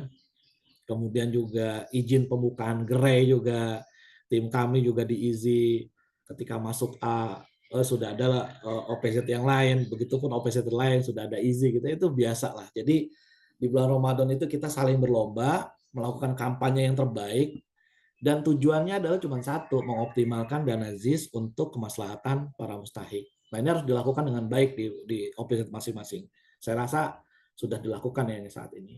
Juga aspek digital ya, yang ini tentu saja dalam 5 tahun belakangan ini menjadi sangat luar biasa masifnya. Pengguna internet kita juga sangat banyak, hingga 79,5%, dan juga pengguna internet dari tahun ke tahun juga meningkat, terutama di kalangan milenial dan Gen Z gitu ya. Ini juga menjadi peluang buat kita dan OPZ untuk juga mengoptimalkan aspek digital. Karena digital ini kan semua orang sudah ada lah ya. Internet juga sudah merambah kemana-mana. Nilainya, jumlahnya juga sangat banyak. Dan penggunaannya juga mudah ya secara transaksi. Jadi ini bisa kita optimalkan di Ramadan ini untuk menjangkau lebih luas lagi. kalau kita buka cabang yang banyak tentu ada kesulitan juga ya dalam hal operasional di mana lokasi. Tapi kalau digital itu kan merambahnya cukup jauh lah ya, nggak hanya di satu tempat. Ini bisa kita dioptimalkan di operator masing-masing Bapak Ibu sekalian ya, di Easy dan juga yang lainnya. Nah, peluang penyaluran sama aja. Di Ramadan itu peluang penyaluran juga pasti meningkat. Karena memang meningkatnya kebutuhan bantuan. OPZ ketika Ramadan yang namanya pengajuan bantuan pasti membludak. Sehingga itu menjadi peluang amal soleh ya untuk para OPZ menyampaikan informasi kepada muzakinya bahwasanya ada kebutuhan-kebutuhan mustahik yang mendesak yang perlu dibantu. Ini dari segi penyaluran. Peluang lain adalah peningkatan penyaluran ke banyak lokasi ya. Karena dananya cukup banyak, maka lokasinya pun harus lebih luas lagi dan ini membuka peluang kolaborasi ya. Kalau kita nggak punya lokasi di daerah tersebut ya, seperti tadi disampaikan Pak Haryo, saya lihat di peta-petanya itu kan bagus tuh ya, ada banyak wilayah-wilayah yang baik untuk penyaluran ya, yang warna merah, ada juga warna hijau untuk yang rendah. Ini kan menjadi peluang buat para OPZ ini membuka lokasi yang lebih luas lagi, baik yang peluangnya penghimpunan dan tentu saja yang penyaluran. Sekarang juga nggak mesti juga kita kalau mau nyalurin ke Papua harus juga buka cabang di sana ya. Tentu saja kita bisa berkolaborasi dengan pihak yang ada di Papua gitu, di jaring yang ada di sana. Dan yang ketiga itu peluang penyaluran adalah pengembangan inovasi ya, program penyaluran yang berdampak yang lebih efektif lagi. Ini di Ramadan bisa kita buat seperti itu. Nah untuk penyaluran setidaknya ada 3 kunci sukses ya. Jadi penyaluran di bulan Ramadan itu 3 aja kuncinya, yaitu tepat, cepat, dan akurat. Tepat itu memastikan penyaluran kepada mustahik yang prioritas ya, sudah di asesmen sesuai asnaf, sesuai dengan kaidah syariah. Dan juga harus cepat ya. Penyaluran di bulan Ramadan dan juga bulan-bulan setelah Ramadan itu harus dilakukan dengan cepat ya. Jadi jangan sampai mustahik itu menunggu lama gitu ya. Pak udah dibantu belum gitu, sudah di ACC belum gitu. Jadi harus cepat ya, karena ini berkaitan dengan hajat banyak orang gitu ya. Dan OPZ ini harus sudah mau ya melakukan penyaluran-penyaluran yang tepat dan juga tepat ya. Kalau tepat sih ya mudah-mudahan sih semuanya sudah melakukan yang tepat ya, tapi cepat kadang-kadang belum tentu ya. Nah, ini jadi challenge tersendiri ya untuk menyalurkan yang cepat. Dan juga akurat ya, karena tepat, cepat, tapi nggak akurat, itu juga bisa jadi bumerang buat kita. Terutama misalnya tidak ada laporan atau laporannya nggak sesuai tepat waktu ya, mitra-mitra kita tentu saja akan kecewa ya, donatur kita juga akan kecewa. Jadi ini 3 sukses penyaluran kita di bulan Ramadan ya, yang kita bisa lakukan ya, tepat, cepat, dan akurat. Tentu saja ini harus dilakukan proses yang baik ya di internal OPZ ya. Nah tantangannya Pak Daud, Pak Tegar, 3 aspek aja nih yang saya capture gitu ya. Tantangan kita di OPZ bulan Ramadan itu yang pertama adalah aspek perencanaan ya. Di perencanaan kita sama-sama tahu dan paham bahwasanya sebagian kita ya termasuk saya pribadi ini belum cukup memahami perencanaan yang baik gitu ya. Masih lemah lah membuat perencanaan yang baik itu seperti apa. Kemudian juga kompetensi AMIL terbatas, jumlahnya juga terbatas. Kita pengen banget nyalurin ke banyak tempat, tapi sumber dayanya juga sedikit begitu ya. Waktunya juga sedikit, dengan orang yang sedikit makin runyam lagi gitu ya. Ini dari aspek perencanaan. Dari aspek penghimpunan, tantangan kita ya kita bergantung juga pada kondisi negara ya. Tadi Pak Haryo sudah menyampaikan tuh di awal-awal itu ekonomi kita lagi tidak baik-baik saja gitu ya. Jadi ini juga akan berpengaruh juga di kita di OPZ. Bergantung dengan kondisi ekonomi, pemangkasan anggaran, dan berdampak juga dengan mitra-mitra kita di bisnis yang terdampak pemotongan tersebut. Kemudian kesadaran masyarakat menunaikan zakat lewat OPZ juga masih rendah ya. Kita pernah lihat data ya, masyarakat memang masih cukup banyak yang menyalurkannya secara langsung ya, secara hukumnya sah, tapi untuk kesadaran kepada OPZ ini masih rendah ya. Masih menyalurkan langsung atau juga ke masjid-masjid yang ada di lingkungan rumah. Kemudian juga tantangan lain yang ketiga itu makin banyak pihak yang terlibat ya. Dalam hal ini jumlah lembaga, yayasan ketika Ramadan itu tiba-tiba rame banget itu. Bahkan kita misalnya bisa dapati ada lembaga-lembaga yang nggak kelihatan di bulan yang selain Ramadan, itu bisa-bisa tahu-tahu nongol itu di Ramadan itu. Jadi makin banyak ya pihak terlibat ya. Ini tantangan buat kita. Lembaga juga makin banyak. Kita kadang-kadang di lapangan gitu ya, teman-teman fundraising itu saling bersinggungan, bergesekan gitu ya. Masuk ke perusahaan ini ketemu ini gitu, masuk ke mall ini ketemu ini gitu. Jadi ketemu lagi gitu. Sedangkan jumlah muzaki atau mitra juga mungkin akan biasa-biasa aja. Kita juga pernah ngalamin ya kalau di Ramadan itu di buka gerai misalnya gitu. Kita sering dapetin tempat gerai itu bisa festivalisasi ya. Ada 5 atau 10 lembaga zakat dalam satu tempat begitu ya, beda-beda lantai gitu. Rame banget ya. Alhamdulillah sebetulnya. Jadi jangan khawatir ya, kita nggak kebagian rezeki. Tapi memang itu bagi kita tantangan juga ya. Karena setiap lembaga kalau misalnya rame dalam satu tempat itu juga donatur khawatir bingung mau bayar kemana gitu. Mau bayar ke sini nggak enak sama yang situ gitu ya. Mau bayar yang ke B, yang C, ngeliatin gitu. Akhirnya nggak usah bayar lah gitu.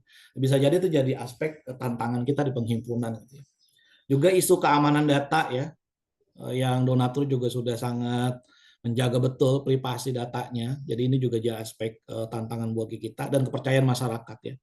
Kita beberapa waktu lalu sempat juga terdampak ya isu kepercayaan masyarakat ya, karena memang ada isu-isu yang kurang baik di lembaga sosial ya, yang mengalami masalah, dan itu sangat terdampak juga buat kita. Mungkin sampai sekarang berasa ya. Jadi tantangan kepercayaan masyarakat ini menjadi tantangan yang harus kita hadapin. Dan juga aspek penyaluran ya, keterbatasan SDM program, jaringannya. Kita ingin nyalurin ke Nusa Tenggara Timur, Papua, atau pulau-pulau yang jauh gitu, kita susah SDM-nya. Jadi ini juga ada tantangan.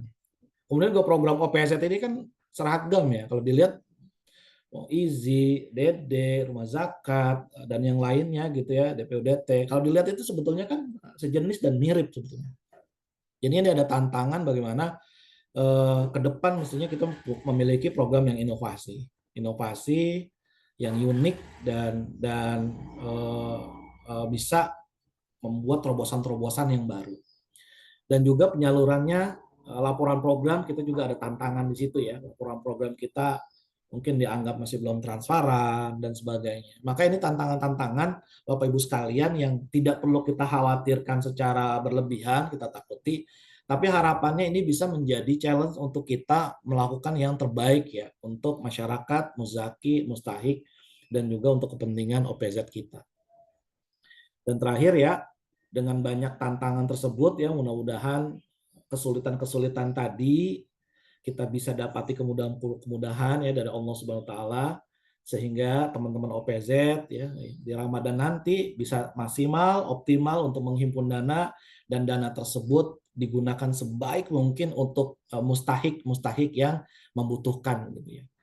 Ya kita berdoa bersama ya, mudah-mudahan di Ramadan nanti ya negara kita baik ya, teman-teman OPZ juga bisa menghimpun dengan baik, dan mustahik kita terbantu dengan baik.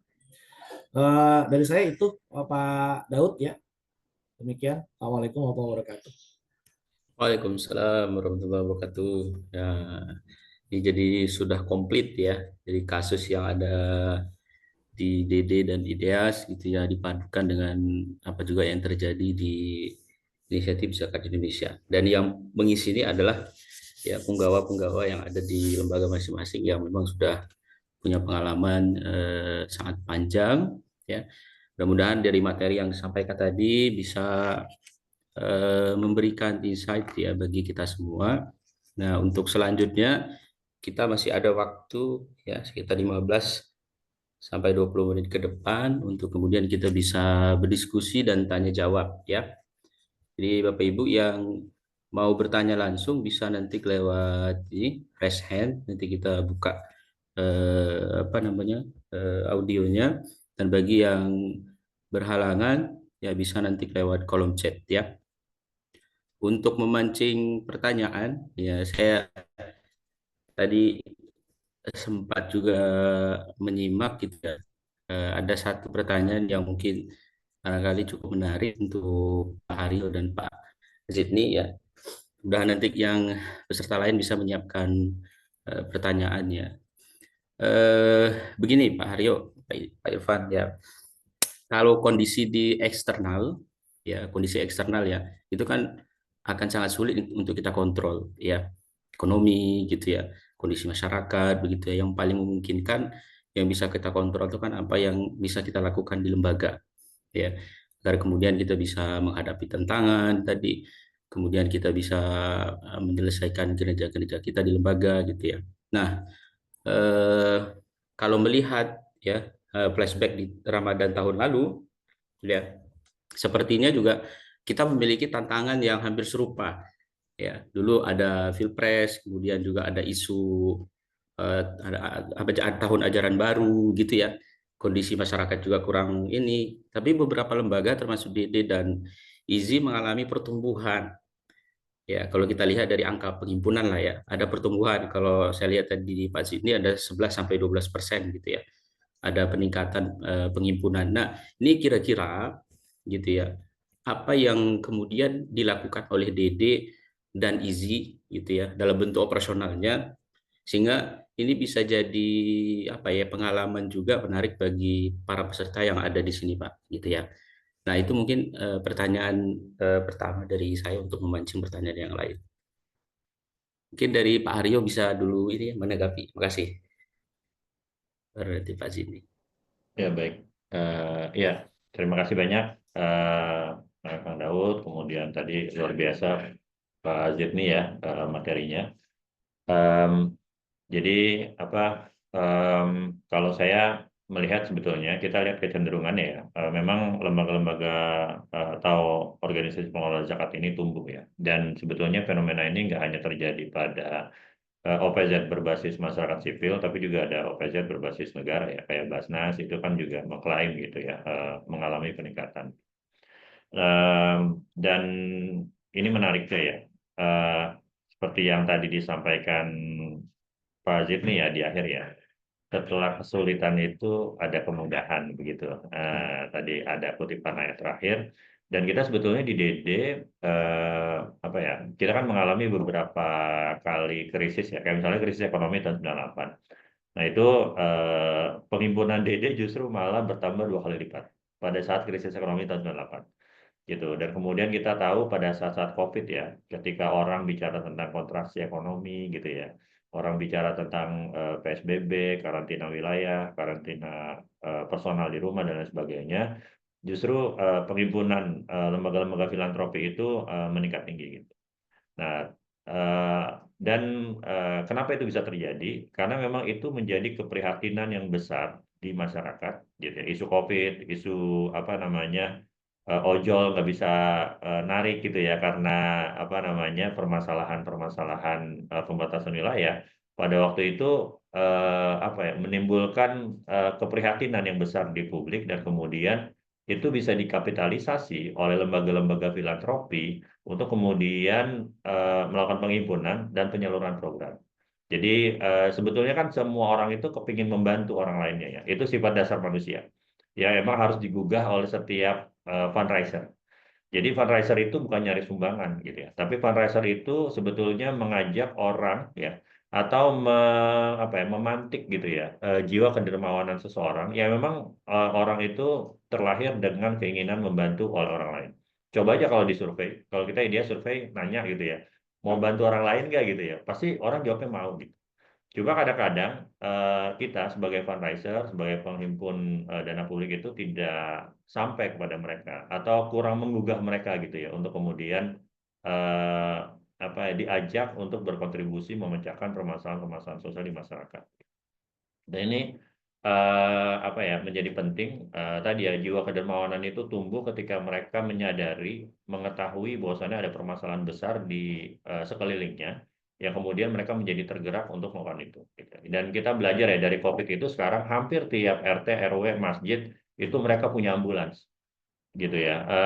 Dan kemudian mereka sekarang ada yang punya ATM beras dan lain sebagainya. Nah ini apa ya, di setiap kesulitan itu pasti ada kemudahan, dan tadi ya ketika orang itu tahu permasalahan sosial yang ada di klinik karena media gitu ya, karena kampanye yang kita lakukan, itu kemudian mereka tergugah untuk membantu. Tinggal tadi bagaimana kita mengkapitalisasi nih kondisi ekonomi kesulitan yang ada di masyarakat sekarang itu menjadi sebuah gerakan begitu. Sehingga keprihatinan publik ini bisa kita kapitalisasi melalui campaign-campaign fundraising dan program kita. Mungkin itu ya, maka tadi saya mengusulkan tadi sebetulnya bagaimana kita membuat campaign yang relate nih, atau campaign yang memang isunya tuh lagi ramai di publik nih begitu, yang sehingga dengan itu kita bisa mengkapitalisasi di penghimpunan kita dan di penyaluran kita. Mungkin itu jawaban normatifnya ya Mas Daud ya. Terima kasih. Siap, siap. Terima kasih.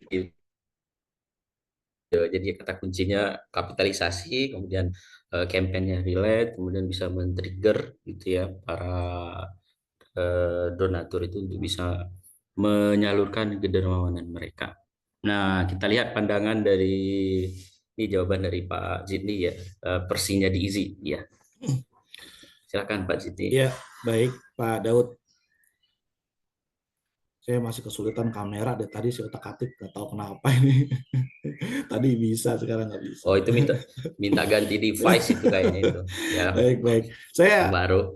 coba jawab Pak Daud sepengetahuan saya Pak Daud ya. Pertama saya setuju ya Pak Haryo tadi bilang tuh kampanye yang relate ya. Jadi setiap waktu dan momentum itu kan ada aja tuh yang bahasanya itu program-program baru yang bisa dimunculin. Di masyarakat juga tanpa lewat OPZ pun sebetulnya masyarakat sangat antusias bantu. Nemu orang viral di TikTok, di IG, udah mau bantu aja tuh, ya nggak mau lewat langsung gitu kan. Dan banyak juga program-program yang bagus ya, yang langsung dirasakan oleh masyarakat lewat sosmed-sosmed tanpa melalui OPZ. Nah, alhamdulillah betul Mas Daud. Jadi Easy itu ada pertumbuhan ya setiap Ramadan itu 11-12%. Dulu pernah ketika COVID ya, juga pertumbuhannya cukup tinggi. Itu paling tinggi tuh 18-20% ketika COVID. Padahal pada saat itu kita kan ngerasa takut banget itu ngapa-ngapain gitu ya. Mau nyalurin takut begitu ya. Mau ketemu donatur yang takut sama kita gitu. Jadi takut dimintain uang, juga takut sama membawa virus gitu kan. Tapi alhamdulillah pada saat itu Allah kasih jalan lewat COVID itu ya itu, dan OVZ lain saya yakin juga pertumbuhan. Karena ternyata donatur kita itu pengen bantuin langsung ke masyarakat juga takut juga gitu. Udah titip aja lewat OPZ gitu ya. Jadi tadi pertama Mas Daud ya program yang relate. Yang kedua di Easy itu memang menjaga betul untuk donatur mitra-mitra existing yang sifatnya tadi yang gold dan platinum gitu ya. Kita untuk menjaga komunikasi, kemudian juga hubungan dengan mereka, karena mereka itu yang terjaga transaksinya dan ada peningkatan juga dari mereka gitu ya. Sama aja seperti dilakukan oleh proyek lain ya. Kita melakukan silaturahim yang rutin berkala ya. Ada kalanya juga di teman-teman CRM juga melakukan kegiatan-kegiatan yang kita sebut itu easy trip ya, mengajak donatur itu kemudian untuk terlibat aktif ya. Ada rumah singgah pasien Easy, klinik cuci darah, dan juga smart pump yang ada di Easy itu donatur kita undang. Dan alhamdulillah memang ketika donatur-donatur itu diundang, memang kita lihat memang transaksinya meningkat ya. Karena dia melihat langsung aktivitas penyaluran gitu. Ada faktanya gitu, ada buktinya begitu. Ini beberapa hal yang bisa dilakukan gitu. Kita juga melakukan yang namanya doa bersama ya, mengundang donatur juga. Jadi hubungan-hubungan emosional itu harus kita bangun baik kepada donatur individu ataupun mitra, dan teman-teman CRM juga sudah melakukan itu dengan baik di Easy sehingga memiliki peran dampaknya ya untuk peningkatan donasi dan transaksi. Nah, yang lainnya untuk menjaga transparansi, Easy juga melakukan ya kemarin belum lama kita public expo kan.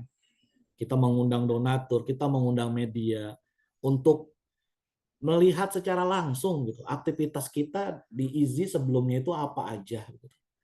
dan donatur bebas mengeksplor program kita aja, bertanya apapun, melihat apapun di kegiatan itu. Di luar dari setiap bulan ada laporan rutin yang kita berikan, dan saya yakin ini juga dilakukan oleh OPZ. Jadi sebetulnya donatur kita itu insya Allah itu loyal, ya.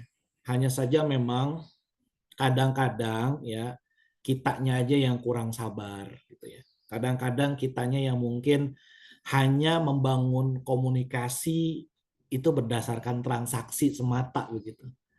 Habis transaksi, donasi, ya udah gitu. Ya sudah Pak, dapat pahala, alhamdulillah gitu.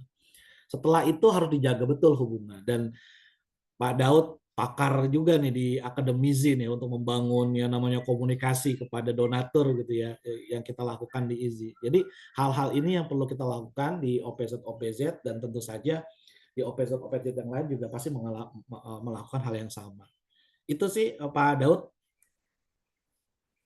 Oke, baik ya, alhamdulillah ya dapat inilah ya pencerahan juga bahwasanya memang ketika mau dapat donasi dari donatur itu maka apa ya menjaga hubungan itu menjadi penting.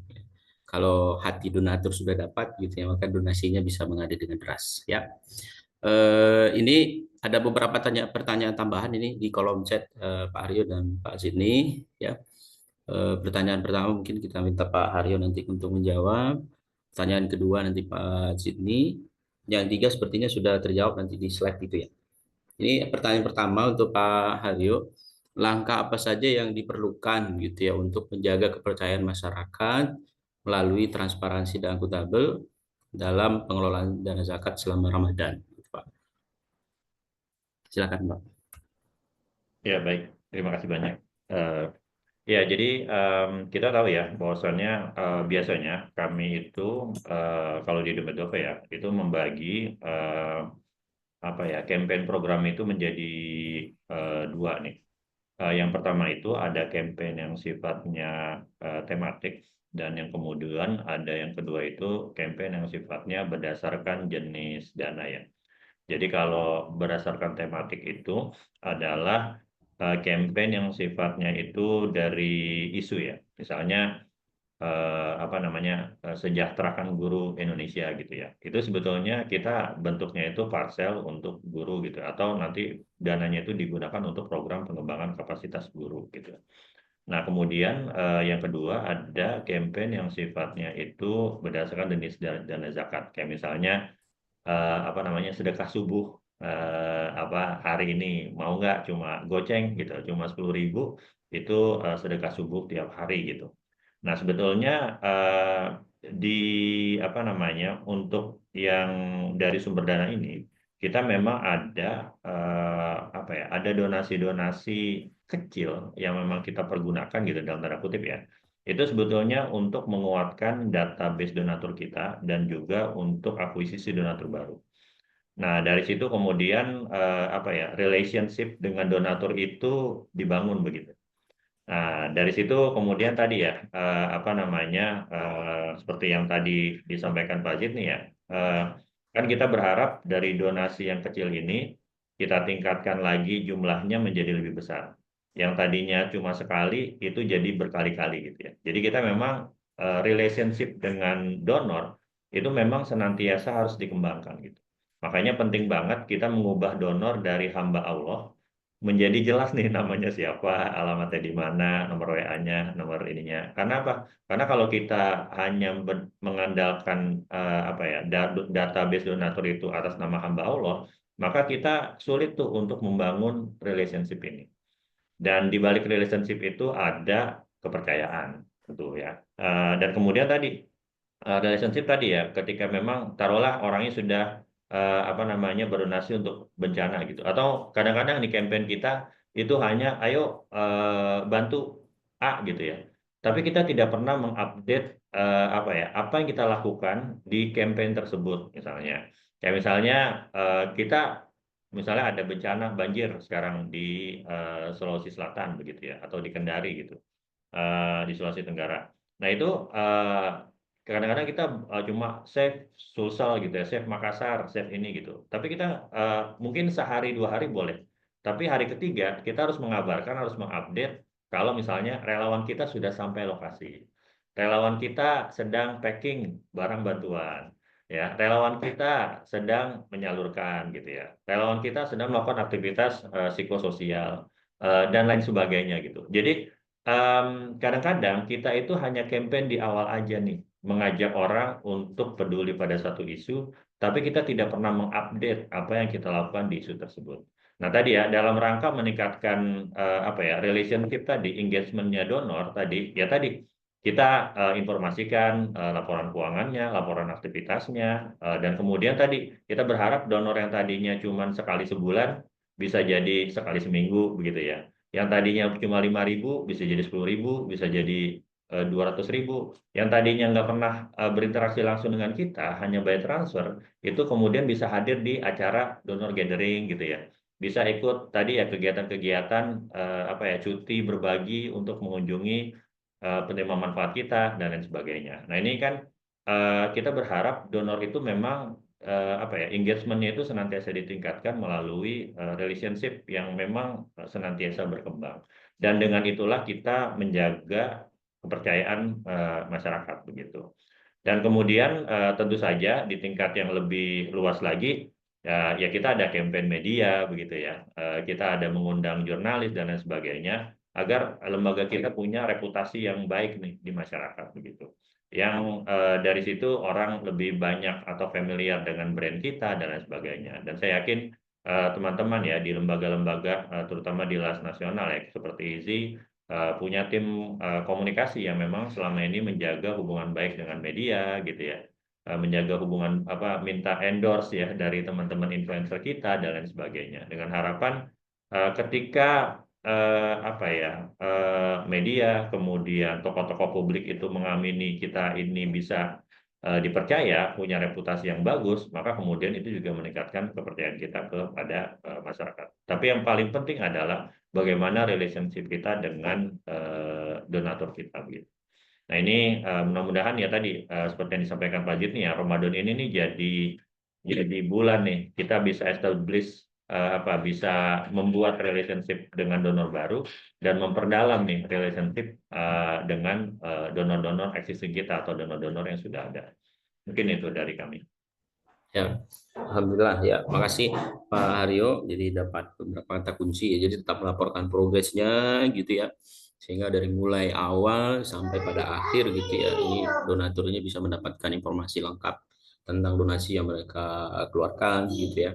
Kemudian juga bisa melibatkan stakeholder yang ada, influencer, kemudian apa, media untuk meningkatkan reputasi lembaga sehingga citranya lembaga itu bisa baik gitu ya pada masyarakat, sehingga transparansi dan akutabel itu bisa dirasakan oleh donatur atau masyarakat sekalian. Oke, selanjutnya ya, ini pertanyaan kedua ke Pak Zidni, bagaimana strategi pengelolaan zakat ya dapat mendekatkan program kepada masyarakat. Nah ini jadi kalau terasa jauh, kira-kira untuk mendekatkan seperti apa nih Pak Zidni sehingga menghasilkan partisipasi dari donatur itu yang lebih aktif dan loyal. Silakan Pak Zidni. Baik, ya bagaimana strategi pengelolaan zakat yang lebih mendekatkan program pada masyarakat. Tentu saja kan teman-teman program ketika menyusun program apa gitu ya, itu kan ada yang namanya analisis lapangannya. Apa sih yang paling dibutuhkan oleh masyarakat sekitar, kemudian program apa yang dibutuhkan di lokasi tersebut. Semuanya itu kan pasti adanya riset, survei, dan sebagainya. Maka lakukan itu ya. Sehingga ketika menyalurkan program itu, yang pertama adalah dipastikan program itu memang benar-benar dibutuhkan di daerah itu. Dan kemudian kalau itu program itu sudah berjalan ataupun akan berjalan untuk mendekatkan program tersebut kepada masyarakat, dalam hal ini misalnya ya donatur, ya program tersebut kemudian disampaikan kepada donatur bahwasanya kami di lembaga apa gitu akan melaksanakan program ABC di daerah mana begitu. Jadi sebelumnya itu kita sampaikan rencananya, ketika berjalan itu sendiri dilaporkan atau diinformasikan juga update-nya. Setelah itu pun ada laporan yang secara akurat disampaikan.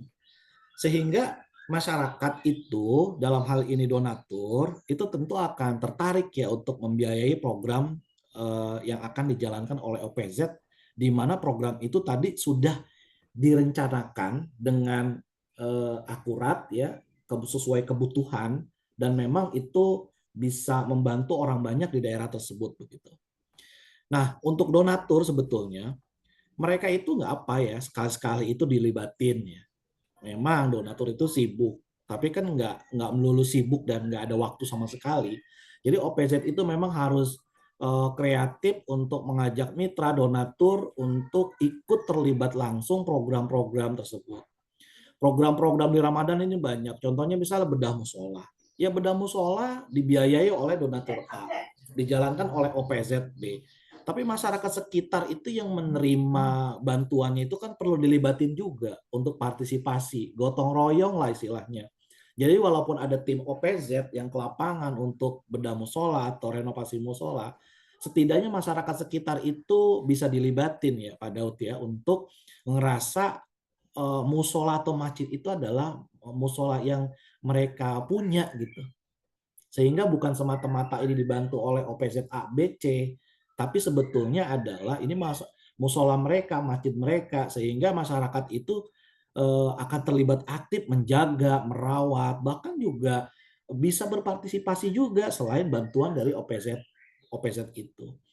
Jadi begitu Pak Daud. Jadi memang kita di OPZ itu harus kreatif ya, membuat program yang relate, yang sesuai dengan kebutuhan, dan juga bisa mengajak donatur terlibat. Nggak apa-apa sekali-sekali gitu. Insya Allah mereka mau, dan juga masyarakat sekitar juga bisa diundang ya, dengan cara program-program yang memang bisa mengajak mereka juga ikutan gitu, gotong royong, partisipasi dan sebagainya. Ini harus dilakukan oleh teman-teman program ya, secara baik ya. Gitu Mas Daud. Oke, baik. Itu jawaban dari Pak Sidney ya. Jadi tetap nanti mengedepankan program yang relate, itu yang dirasakan langsung oleh masyarakat ya. Ini pertanyaan terakhir. Ini sepertinya untuk Pak Sidney lagi nih ya. Karena sesuai dengan materi yang disampaikan tadi, dari 3 tantangan OPZ terkait penyaluran yang tadi di slide gitu ya. Bagaimana cara untuk mengedukasi teman-teman yang membantu dalam penyaluran, maksudnya donatur ini ya, donatur yang menyalurkan zakat di Ramadan gitu ya, karena setiap momentum hanya momentum Ramadan saja.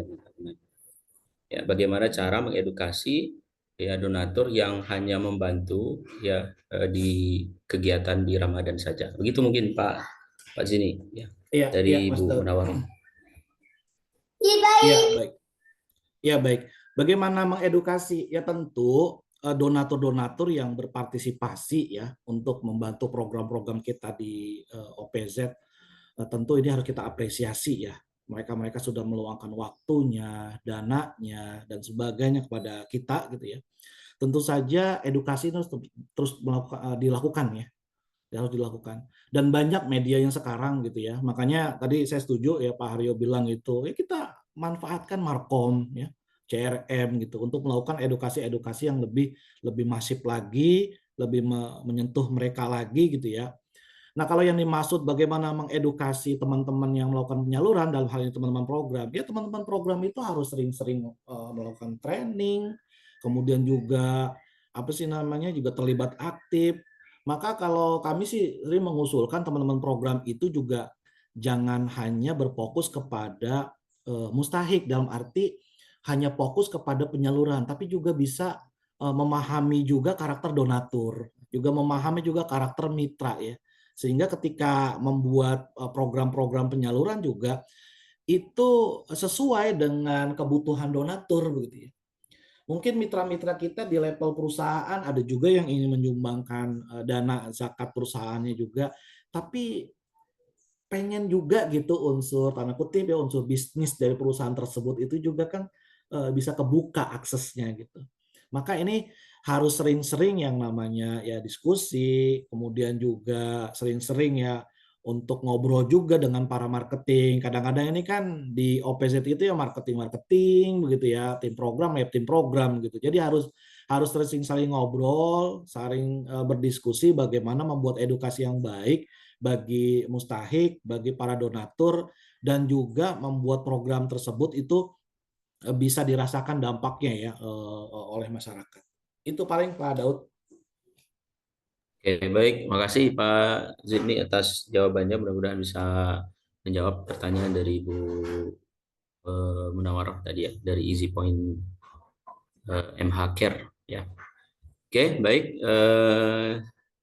Kami pikir itu cukup ya untuk sisi diskusi gitu ya. Jadi ada agenda berikutnya, yakni penyampaian ya. Jadi ada sedikit penyampaian dari SEBI ya, terkait dengan S2 filantropi syariah dari SEBI ya. Sudah bergabung bersama kita Pak siapa? Pak Pak Fahmi. Fahmi ya. Fahmi. Benar ya Pak Fahmi ya. Ya silakan Pak Fahmi ya. Mudah-mudahan bisa nambah ini juga informasi, barangkali para peserta yang di sini bisa ikut di S2 filantropi ya. Bagi yang belum S2 nanti bisa jadi referensi. Jelas nanti S2-nya lebih mudah gitu ya dan terjangkau. Ya, silakan Pak Fahmi. Baik, terima kasih Pak Daud, Pak Tegar, dan juga para pembicara yang dirahmati Allah Subhanahu wa Ta'ala. Izin barangkali men-share sebuah program yang ini diinisiasi bersama oleh kami dan juga akademisi ya. Assalamualaikum warahmatullahi wabarakatuh. Alhamdulillah, wassalatu wassalamu ala Rasulillah wa ala alihi wa ashabihi wa mawalah la haula wa la quwata illa billah. Bapak Ibu yang dirahmati Allah Subhanahu wa Ta'ala, alhamdulillah di pagi hari yang penuh berkah ini tadi kami menyimak juga begitu sangat banyak tips-tips yang luar biasa yang diberikan oleh para pembicara untuk bagaimana mengoptimalkan Ramadan yang penuh berkah ya. Ini kan bulannya kaum muslimin, bulan panennya para lembaga dan juga badan amil zakat gitu ya, dan juga tentu saja mereka yang bergelut di dunia filantropi untuk kemudian mengoptimalkan keberkahan-keberkahan yang ada. Baik, Bapak Ibu yang dirahmati Allah Subhanahu wa Ta'ala, kurang lebih barangkali 6 bulan yang lalu kami menginisiasi kerjasama permanen ya Mas Tegar ya. Gitu kan. Ada koalisi permanen, kita kerjasama permanen ini dengan akademisi untuk bagaimana pengembangan SDM ekonomi syariah khususnya dalam bidang filantropi. Maka kemudian kami melihat di antara potensi yang kemudian bisa kita kembangkan adalah bagaimana mengembangkan kolaborasi dengan jejaring filantropi dengan lembaga yang konsen di bidang filantropi di magister ekonomi gitu ya, di magister ekonomi. Barangkali karena kami menyadari para pegiat filantropi barangkali kalau sarjana sudah selesai, para magister juga sebenarnya banyak juga gitu ya, para pakar dokter juga sudah cukup banyak juga, tapi meningkatkan capacity building gitu ya untuk para SDM filantropi di level dasar barangkali diantaranya juga bisa melalui program pendidikan. Kami desain program pasca sarjana STSEBI bersama dengan akademisi magister ekonomi dengan beragam keunggulannya. Insya Allah nanti kami ingin coba sampaikan di sini, mudah-mudahan informasi yang disampaikan bisa bermanfaat untuk Bapak Ibu dan juga pengembangan institusi Bapak Ibu semuanya. Kita pahami bersama bahwa Indonesia sangat kaya dan pengembangan ekonomi syariah juga sangat luar biasa. Seluruh sektor yang ada barangkali itu sudah mendapatkan nilai kebijakan gitu ya, dan seterusnya untuk pengembangan ekonomi syariah yang ada. Nah, kami sebagai mungkin lembaga pendidikan di sini memandang bahwa sumber daya manusia tidak kalah penting gitu ya untuk kemudian bisa memajukan ekonomi syariah ini. Dan kita ketahui bersama gitu ya bahwa gerakan gitu ya untuk pengembangan SDM ekonomi syariah ini kan sudah ada dari tahun 2000-an awal ya. Begitu pembukaan jurusan-jurusan ekonomi syariah di kampus-kampus gitu ya. Kemudian juga forum silaturahim studi ekonomi Islam gitu ya untuk sebagai pegiat aktivis mahasiswa yang mendorong pergerakan ekonomi syariah gitu ya, yang kemudian juga mereka beraktualisasi di berbagai macam asosiasi-asosiasi yang ada untuk kemudian mengembangkan ekonomi syariah. Maka investasi sumber daya manusia ini jangan berhenti di tahun 2000-an gitu, tapi kemudian harus terus berkembang sampai mungkin kita sudah menikmati kurang lebih mungkin pengembangan ekonomi syariah ini di tahun ketiga gitu ya dari dasawarsa yang kemudian sudah berjalan. Baik, Bapak Ibu semuanya, Magister Ekonomi Syariah SEBI gitu ya, ini didesain untuk kemudian bisa menambah keilmuan gitu ya, kemudian memperluas cakrawala pengetahuan dan juga capacity building SDM profesional. Dan yang berikutnya juga adalah meningkatkan peluang untuk membangun jejaring yang ada di bidang ekonomi syariah. Kemudian juga tentu saja kita pahami bersama secara umum gitu ya bahwa S2 itu meningkatkan gitu ya kapasitas kualitas diri sehingga kemudian reputasi individu itu kemudian juga terangkat gitu ya, dan kemudian juga tentu saja lembaga di mana berhimpun mungkin para magister mendapatkan juga reputasi yang juga tidak kalah penting di situ.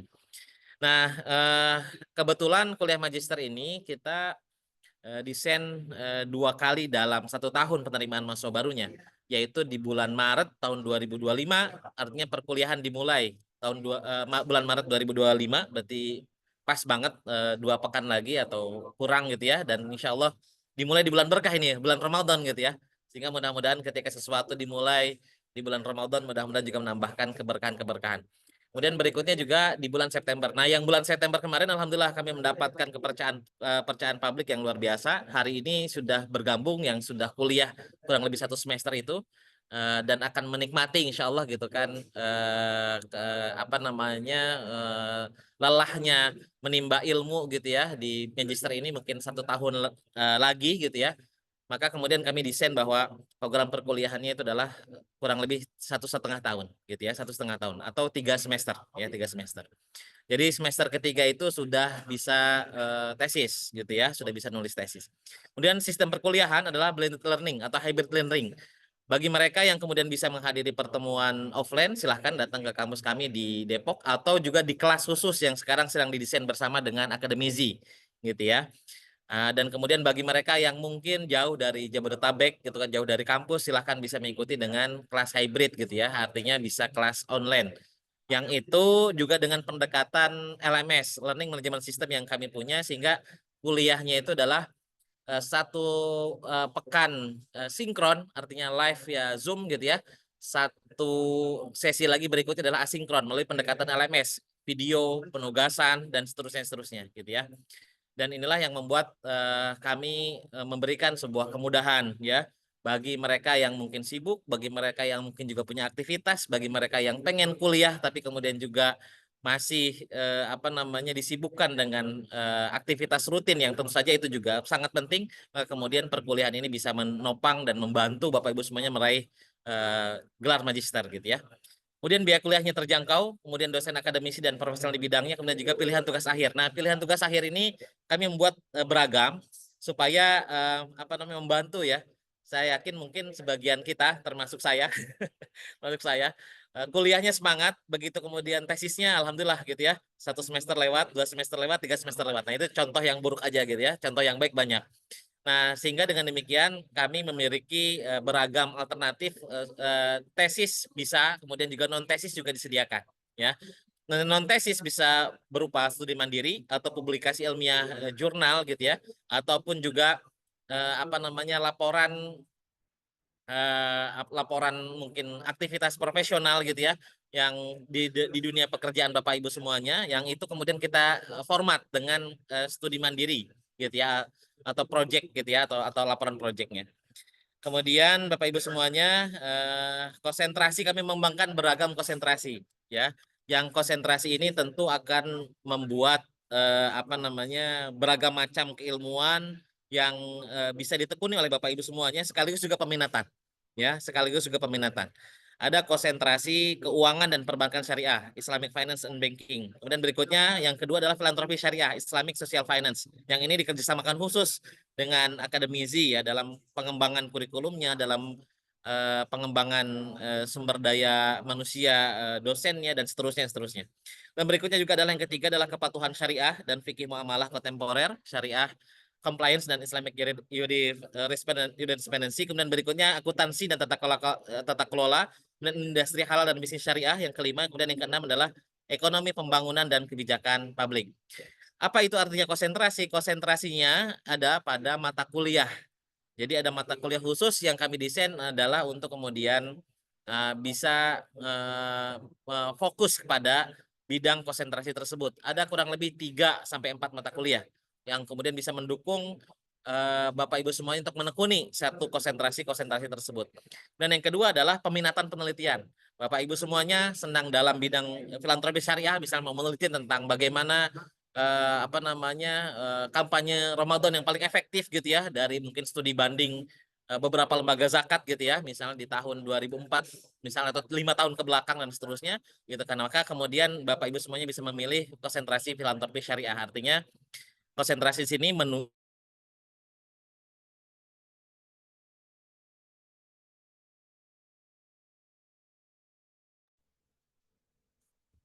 Halo, cek suaranya hilang ya. Iya hilang nih Ya, Pak, hilang. Pak Fahminya dari kayaknya sinyalnya.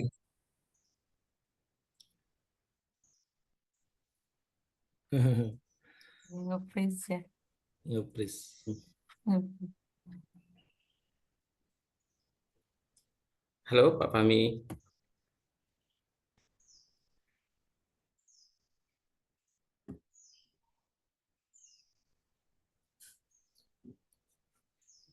Ya, sepertinya terlempar ya. Informasi tentang oh ini sudah gabung lagi. Oh ya, mohon masih ada maaf Pak. terlempar. Ya, silakan dilanjutkan Pak Fahmi, sekitar 2 menit Pak ya. Silakan Pak. Kebetulan lagi di luar kota nih. Siap, siap. Oke. Mohon izin, ini kebetulan lagi di luar kota ini. Jadi agak sinyalnya di bawah Gunung Ciremai nih, Mas Tegar. Ya, baik, kami izin melanjutkan sedikit barangkali hal-hal yang urgent saja untuk kemudian di-sharing. Ini para mahasiswa kami yang alhamdulillah sudah bergabung ya. Di antaranya Pak Iwan Setiawan, beliau dari Direktur Laziswaf Al-Hilal gitu ya, dan juga para praktisi yang lain yang menekuni bidang-bidang yang terkait gitu ya, baik itu financial planner, filantropi gitu ya, kemudian juga praktisi industri halal dan bisnis syariah gitu ya. Kemudian juga biaya kuliah. Nah, ini biasanya yang sensitif. Berapa sih biaya kuliahnya? Alhamdulillah kami mengambil segmen menengah gitu ya, yang terjangkau gitu ya. Jadi biaya kuliahnya cukup 7,5 juta per semester. Jadi biaya pendaftaran ditambah dengan biaya kuliah itu sudah cukup untuk kemudian bisa semester pertama gitu, itu udah cukup untuk kemudian bisa bergabung dalam perkuliahan kami gitu ya. Atau kalau mau dicicil Bapak Ibu semuanya, karena bisa jadi kan ada yang tersinggung juga kalau dicicil ya Mas Tegar. Jadi silahkan mau bayar sekalian satu semester atau mau dicicil gitu kan. Karena ada sebagian orang yang tersinggung, masa sih dicicil gitu kan. Nah, ini makanya ada 2 pilihan, apakah mau dicicil ataupun langsung. Berikutnya informasi lebih lengkap, monggo silahkan bisa hubungi atau kunjungi website kami pasca.sebi.ac.id, atau kalau mau langsung daftar bisa daftar.sebi.ac.id gitu ya. Dan kalau mungkin nanti juga bisa melalui akademisi, Mas Tegar mungkin insya Allah akan standby untuk bisa menuntun dan membimbing Bapak Ibu semuanya untuk kemudian bisa menikmati perkuliahan kerjasama STSEBI dan akademisi di bidang filantropi syariah ini. Demikian barangkali yang bisa disampaikan. Saya mohon maaf apabila ada kekhilafan dan kekurangan dalam penyampaiannya.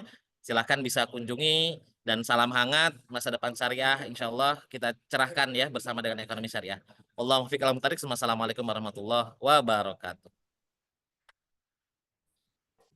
Waalaikumsalam warahmatullahi wabarakatuh. Terima kasih Pak Fahmi sudah memberikan informasi. Mudah-mudahan kita diberikan, bagi yang belum S2 bisa ambil S2 di STSEBI ya. Kayaknya informasinya juga ada beasiswa. Sepertinya. Amin, amin ya. Oke, selanjutnya ya, untuk ini sudah di akhir sesi, kita minta Pak Haryo dan Pak Zini untuk memberikan closing statement ya, masing-masing 1 menit. Silakan Pak Haryo dan Pak Zini. Pak Haryo dulu.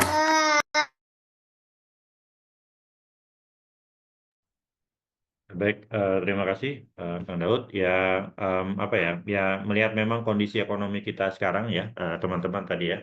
Tapi bukan berarti tidak ada peluang ya. Justru tadi ya, seperti yang sudah kami sampaikan, bahwasannya apa di saat-saat krisis justru masyarakat itu semakin dermawan begitu. Oleh karena itu, semoga ya tadi ya kita bisa melakukan banyak hal di saat situasi krisis ini, menggugah gitu ya sebanyak-banyaknya orang di bulan Ramadan ini untuk kemudian berpartisipasi nih dalam gerakan kebaikan yang kita serukan begitu. Dan semoga ini juga jadi amal baik teman-teman semua dalam rangka mengajak orang lain pada kebaikan melalui dakwah zakat kita, melalui dakwah filantropi Islam kita. Mungkin itu, terima kasih. Assalamualaikum warahmatullahi wabarakatuh. Terima kasih Akademisi atas kesempatan yang diberikan. Teman-teman sekalian juga terima kasih atas ilmunya juga, Pak Jitni, Mas Tegar, Mas Daud, dan teman-teman Sebi ya semuanya. Alhamdulillah. Silakan Pak Zidni. Iya, terima kasih Pak Tegar, Pak Daud. Ya teman-teman semua, Bapak Ibu sekalian. Ya Ramadan itu jadi momentum kita ya di OPZ. Kemudian juga masyarakat juga menunggu ya, menanti-nanti program apa yang OPZ akan salurkan, gulirkan kepada mereka begitu ya, terutama yang para mustahik. Ada tantangan, tentu saja itu harus kita hadapi ya, jangan kita khawatirkan terlalu berlebihan. Insya Allah semuanya ada jalan, insya Allah Allah mudahkan, dan harapannya dengan tantangan tersebut, kesulitan hambatan tersebut, menjadikan kita di OPZ itu harus terus menjadi lebih kreatif, inovasi lagi ya, inovatif lagi. Belajar terus bagaimana untuk menghimpun dana, menyalurkan dana dengan baik ya. Dan tentu saja ini semuanya akan menjadi amal soleh ya untuk kita semua di OPZ. Yang mudah-mudahan kita semuanya di OPZ akan dimudahkan oleh Allah SWT dalam aktivitas di Ramadan nanti ya. Terima kasih paling itu Pak Tegar, Pak Daud. Terima kasih Pak Haryo atas ilmunya juga buat kita semuanya dan Bapak Ibu sekalian. Demikian Pak Daud. Baik, makasih Pak Zidni, makasih Pak Aryo dan seluruh peserta yang sudah hadir pada hari ini di forum literasi filantropi yang ke-28 ya Mas Tegar ya. Ya, 27 ya. Nah, nanti yang 28, 29 dan seterusnya kita akan informasikan di channel Akademizi. Silakan nanti bisa pantau di channel Akademizi. Oke, baik, sebelum penutup ya, saya ingin sampaikan pantun ya. Anak nelayan mendayung sampan ya, sampan didayung hingga ke tepi. Terima kasih dari Akademizi kami ucapkan kepada peserta yang hadir pada sesi kali ini. Kalau ada jarum yang patah, jangan disimpan di dalam papan. Kalau ada kata yang salah, kami mohon dimaafkan. Ya, mohon maaf atas segala kekurangan yang terjadi pada hari ini ya dari saya dan juga dari tim Akademizi. Ya, mudah-mudahan forum filantropi ini bisa memberikan manfaat bagi kita semua. Terima kasih. Assalamualaikum warahmatullahi wabarakatuh. Kita foto bersama dulu ya Bapak Ibu ya. Dipandu oleh Mas Tegar, silakan Mas Tegar. Oke, baik Bapak Ibu, silakan nyalakan kameranya. Ada 2 halaman ya. Nanti saya pandu. Yang halaman pertama, 1, 2, 3.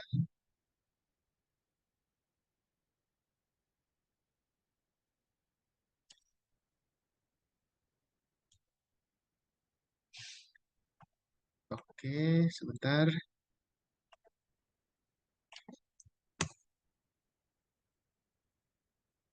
Bentar ya. Yang kedua, 1, 2, 3. Oke, baik. Baik, Sudah. terima kasih Bapak Ibu semua sudah hadir. Nanti kan di sesi berikutnya ya di pekan depan dengan tema strategi penghimpunan siswa berbasis masjid ya. Nanti yang diisi juga oleh para pemateri yang pengalaman, mudah-mudahan juga bisa menjadi bekal untuk di Ramadan. Terima kasih Bapak Ibu semua ya. Ya, makasih banyak Kang Daud, Mas Tegar, Mas Taufik. Terima kasih Pak Aryo, Pak Pak Zidni. Zidni. Ya, saya izin. Silakan Pak Aryo.